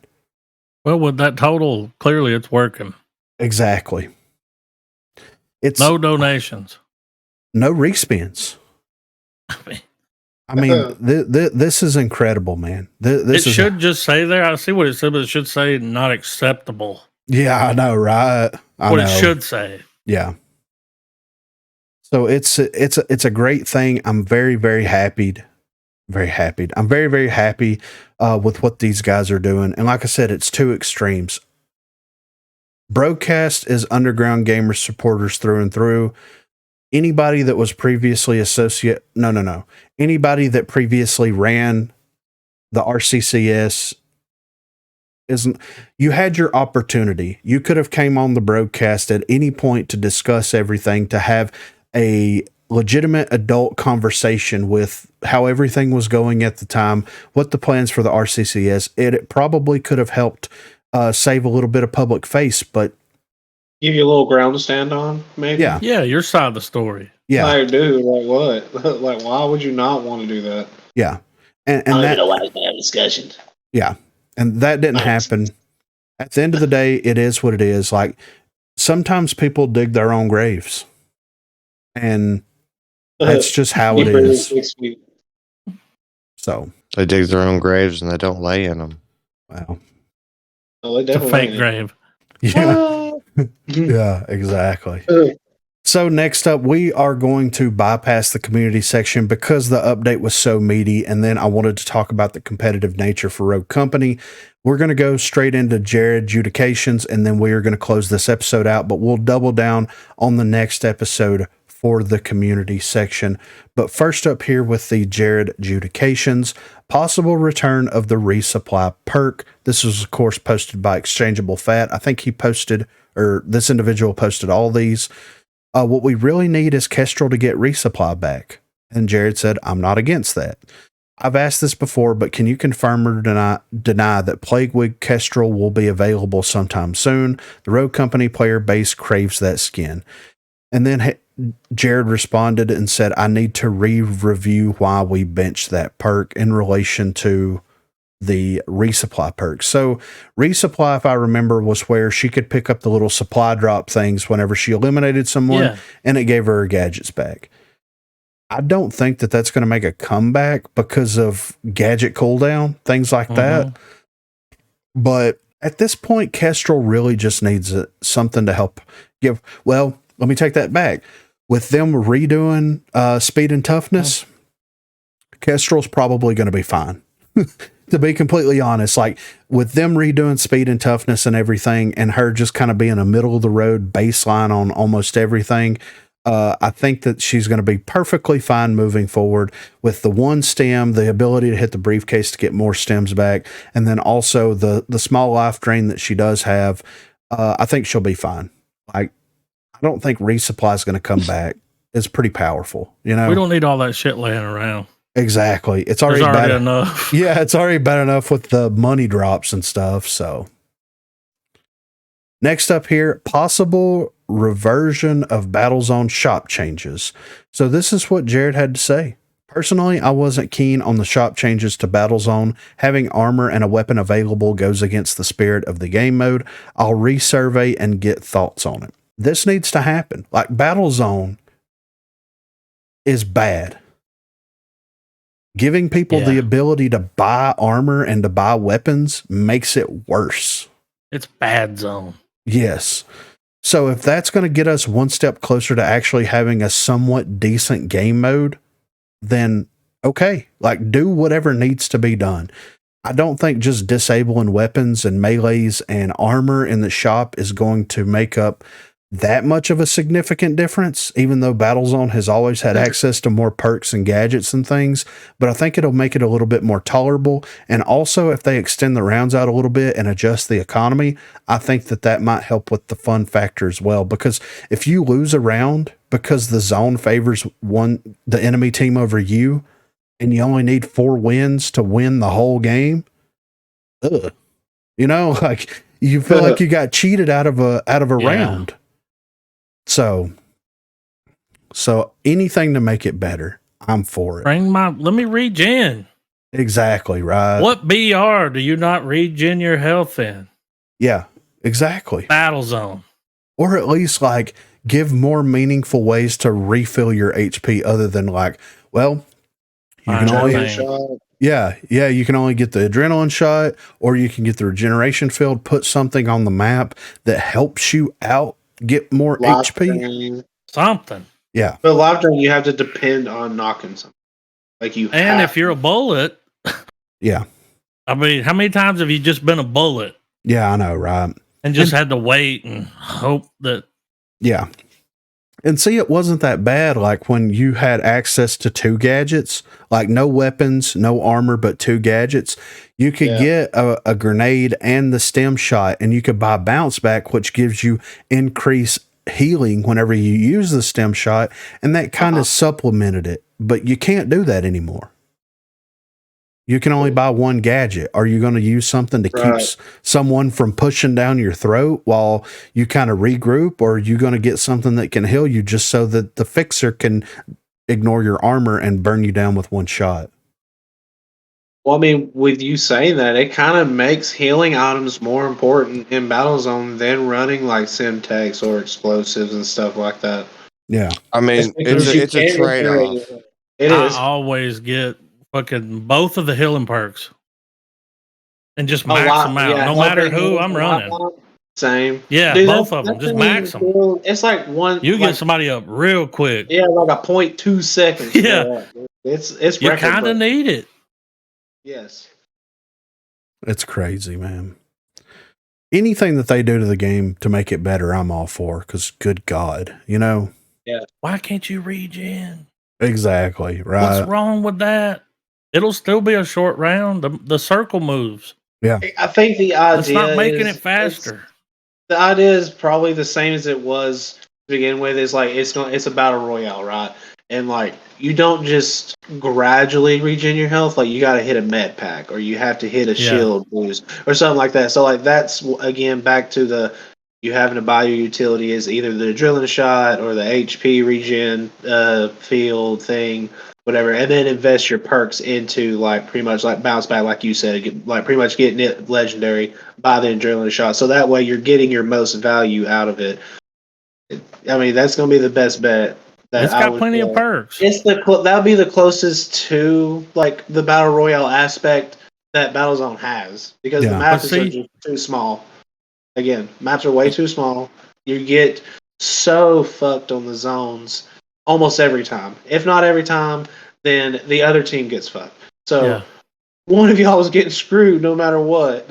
Well, it's like regroup. Well, I'm trying to find a gun. I got to find a gun. Everything's empty. I've just got a pistol. Right. Or the lane that y'all just ran down is now covered in the zone, and I got to run all the way back through the backtrack. So I got to take the high road or the long way around without taking damage. You know?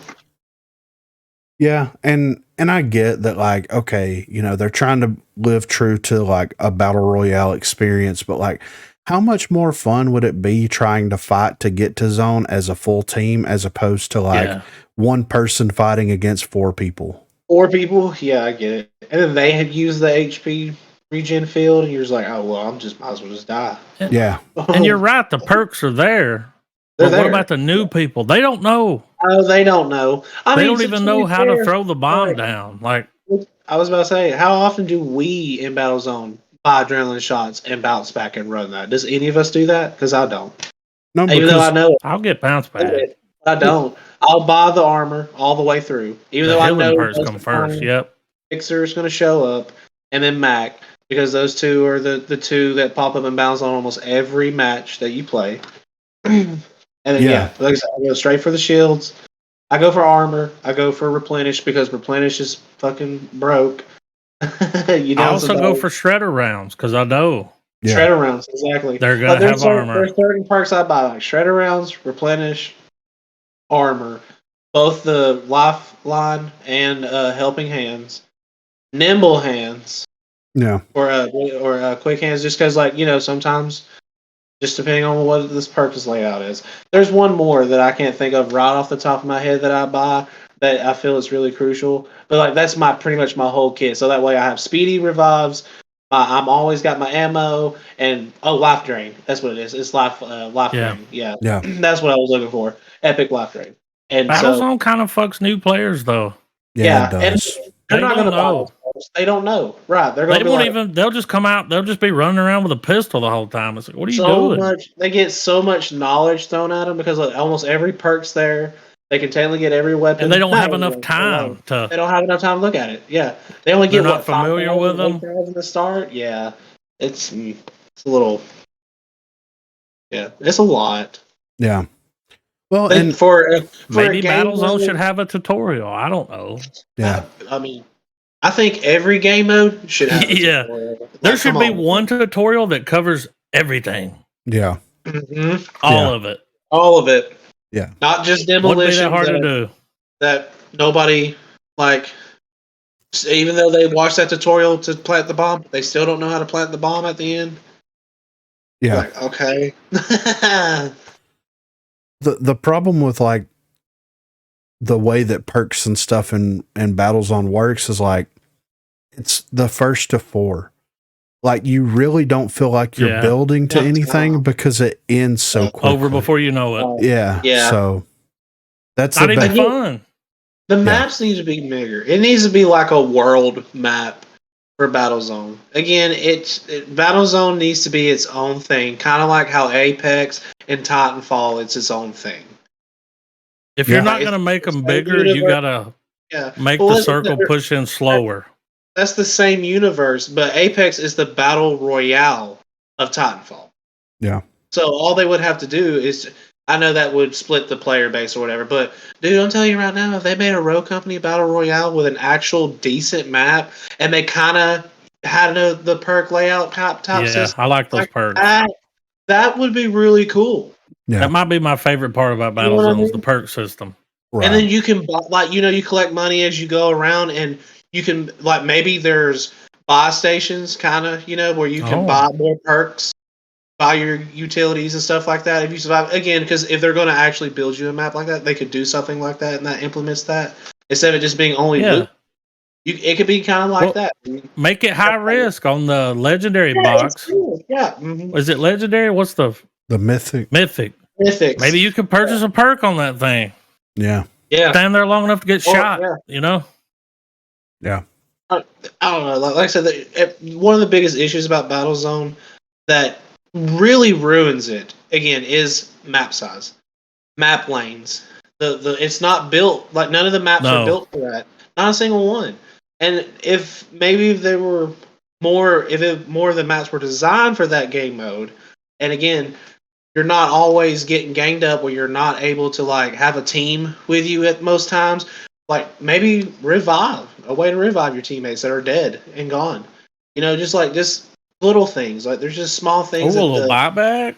Yeah, like a little buyback. Mythic? Yeah. Be maybe somebody died. And then you can whatever. Like you kill somebody, it's almost like a dodgeball thing. Like maybe you kill somebody, you go to the mythic crate, you can cash in like a ticket or a dog tag or something, and get one person back.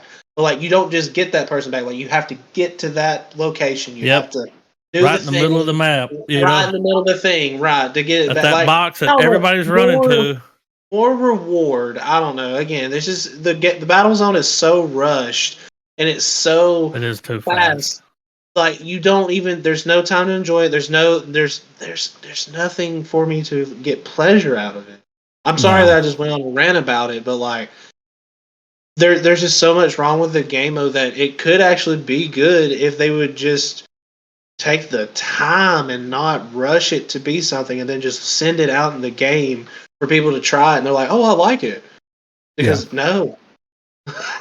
Well, one thing I will say is if the creators, board members, whatever's asked about their input on Battlezone, I've already got a document drafted. A bug. Yeah, of like possible fixes and issues with the game mode. And I will absolutely be submitting that because, like, dude, it could be a decent single life game mode. It could be its own thing, but like, you always it's missing a lot of key elements. Yeah, and you feel like you feel like you're at a disadvantage every time you drop in. At all times, even when you win, it's like okay, like you win, and it was like, what did I gain from this? Yeah. I like it again. Either the game goes by so fast, or you want it to end. It's one or the other. Like it's so unenjoyable. Like it, out of all the game modes in this game, that's the one I least enjoy. Like I don't enjoy it. I'll play it with y'all, and it's in quick play and it's part of it. But dude, I'm telling you right now, if I had to run in that a 4-stack versus me and 3 other randos, I'm sorry. I'm the person that's leaving. Somebody left. I'm the one AFKing in the back. No, I'm just kidding. I'm going to try my damnedest. But like, shit, man. It can be fixed, and I think Jared. Yeah. I think he can do something with it. If anyone can. Well, he's going in the right direction by starting with the weapons. Yeah. And as soon as he gets to know that, that'd be so nice for him to maybe, he starts hitting up the game modes. Or maybe, just like small, again, he just starts overall fixing everything. Like, again, small little things. Well, we got those new maps, the reworks. They're a little bit bigger. Hopefully. Like, High Castle. Battlezone. I'm still waiting to see. Dude, see, that's what I'm saying. Maybe they can maybe they could just make all the maps bigger. Canals. And then or just like have different maps for Battlezone, kind of like how Wingman and Dodgeball and all them have their own maps. Maybe just make maps for Battlezone. Yeah. So we'll see what they do. Like they took Sabotage out so that they could rework the game mode because there was inconsistencies. They put Battlezone in the custom game modes.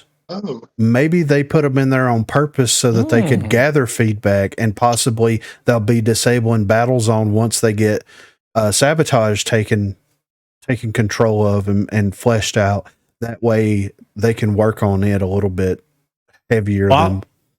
I look forward to doing Battlezone Customs when you stream on Thursdays at 8. I mean, we might here the only way that we're doing in the name of feedback. In the name of feedback, there's only one way that we're doing Battlezone Customs. And it's the only time that I've ever done Battlezone Customs when Kelly Kai shows up. So if Kelly Kai wants to play Battlezone Customs, he can show up and we'll play some Battlezone with him. That's the only time, So I'm going to start trying to run an adrenaline shot bounce back the next time. I'm going to try and see how see how it feels. Is. Yeah. Yeah. See if that's actually worth running. Right. Because again, none of us has even been doing that, but that is a real thing that you can do. Yeah. So yeah. And it works for the regeneration field too, right? Because again, it says on items. Yeah, it does. Yeah. And life drain, so. Yeah. Bounce back and life drain proc each other. So another post here. by, of course, Exchangeable Fat. How many employees does First Watch have, if you don't mind me asking? Jared said, right now we are just at under 20 with room to grow. First Watch had some shuffling with ROCO Elite and whatnot. A good spread of devs. I know it seems like it's just me with how out here I am, but I have a good team working with me. My other designer put in a nice change to something you'll love and fixed an issue with Evade that literally no one discovered, which of course, that's why we're getting Legendary Evade and stuff back. So they've got a team of 20, as of this posting, which was 16 days ago, with room to grow, and with, Rogue Company becoming, hopefully more popular, more players, then that will incentivize the people in charge to grow that team to allow for more things to happen a little bit more quickly. Like the battle zone changes we just talked about, so. Next up here, server icons. We all know the server icons, the clock, the question mark, and the exclamation point. Got them burned into my screen. Jared said he shrunk them, shoved them in the top left where your FPS counter is. So they'll still be there. You'll still be able to actively collect that feedback. But they're not going to take up. Next update?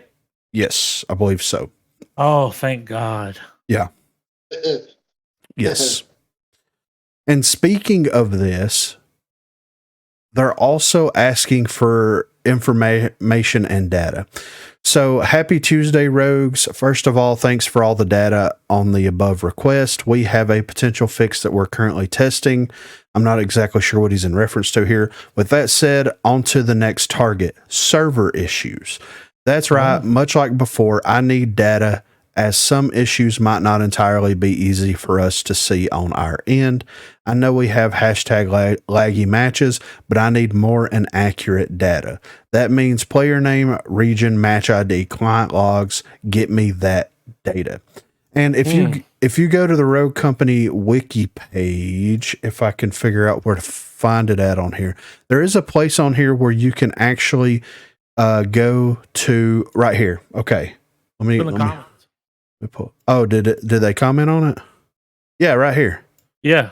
So you can go to you can go here to the how to get the game logs thing on the front page of the Rogue Company wiki, or you can go here, and this shows you how to get your logs and actually submit those logs to the developers if you're experiencing buggy or weird matches, anything like that. And you can go to the ROCO bugs report form and upload your file at the bottom after filling out the information above in that form there.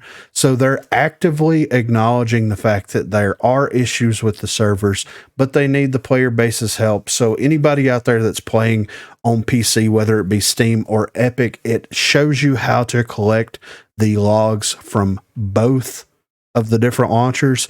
So you can absolutely go in there and you can get those logs whenever you have weird matches pop up, and you can send those matches over. And the sooner that they kind of suss out any type of potential issues, because of course, they could absolutely upgrade, increase whatever they could with the servers. But if they go with the same server provider and there's an issue in routing or anything like that has to do with it, it'll do some good, but it's not going to be consistently good. So if they can suss out any other issues that happen where maybe it's taking a long path, maybe it's connecting, like your ISP is connecting to the wrong thing, or it's bridging you somewhere that it shouldn't be, that's causing these issues to happen.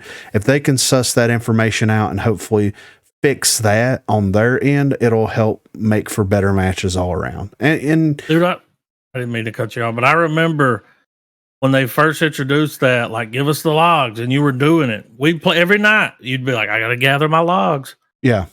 I feel like now it'll actually make a difference. I know, right? Yeah. He's going to look at them. Yeah. I'm going to start doing it. Yeah, same. Yeah, for sure. Because, at the end of the... I can't keep bitching about it. Yeah, exactly. Right. And not do it. Yes. So... And if we both experience the same thing in the same match, we're not using the same ISP. We don't live no. next to each other. like me and Co Reed live like I can almost throw a rock and hit his house realistically. Like, well, maybe not that. I mean, maybe in my high school day. Anyway, Use a slingshot. Yeah. You better fucking not. yeah. But like we live fairly close. Garbo, same. We live fairly close. But like if I'm having issues, Dirt Lord's having issues that's like hundreds of miles away. You know? Same issues, Yeah. same situation. Yeah. We're all queuing. We're all in the same general area. So we're all queuing to the same server, you know, East Coast server. So maybe they will be able to suss some of these issues out. Maybe it's a problem with my ISP. Maybe it's this, maybe it's that. It'll help kind of narrow this stuff down. Also asked about, and I'm probably going to cut this out, by the way, but I also asked Radar about that third-party software that they had for a while. That they discontinued? Yes. Mhm. I asked them if they had any type of third-party software or if they could regain some of those licenses for people that installed that packet monitoring software on their computers. And they said that the cost didn't, like, they can... Didn't have enough people doing it? Well, they said that the cost and the findings compared to the findings that they have whenever they have logs submitted to them doesn't make sense for them to have that. When they can find everything they need in the logs themselves, then, you know, it is what it is. So I'm going to start doing it. I'm not joking. yeah, I'm going to start doing it as well. I mean, if it'll help. Yeah. And it's got to do something, right? Because everybody is experiencing poor matches. Well, So, if people look at it, it'll do something. yeah, exactly. I feel like right. those logs were just sitting there. Like, Yeah. So, you did it every night. yeah, for weeks, I would zip them up and send them out. You know, I would just have hours of Yeah. and I was like, hey, I've got videos from everything that we Sure. played. So if you need a video, I can upload it unlisted and send you a link to it, and you can look at like Nothing. no, nothing.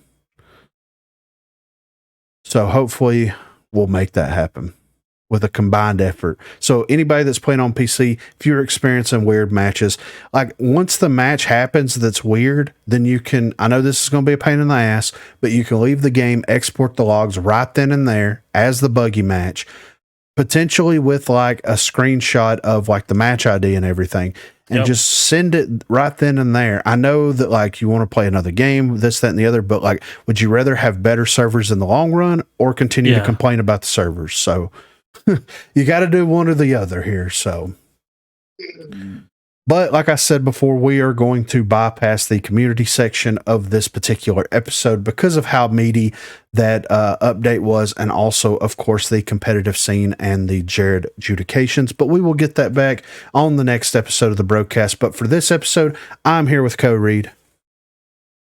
I'm here with Dirt Lord. I'm here with Garbo. And I'm here with Griffin. And thank you guys so much for listening. Thank you guys so much for watching. And we will absolutely catch you guys on the next episode. Have a good one, guys.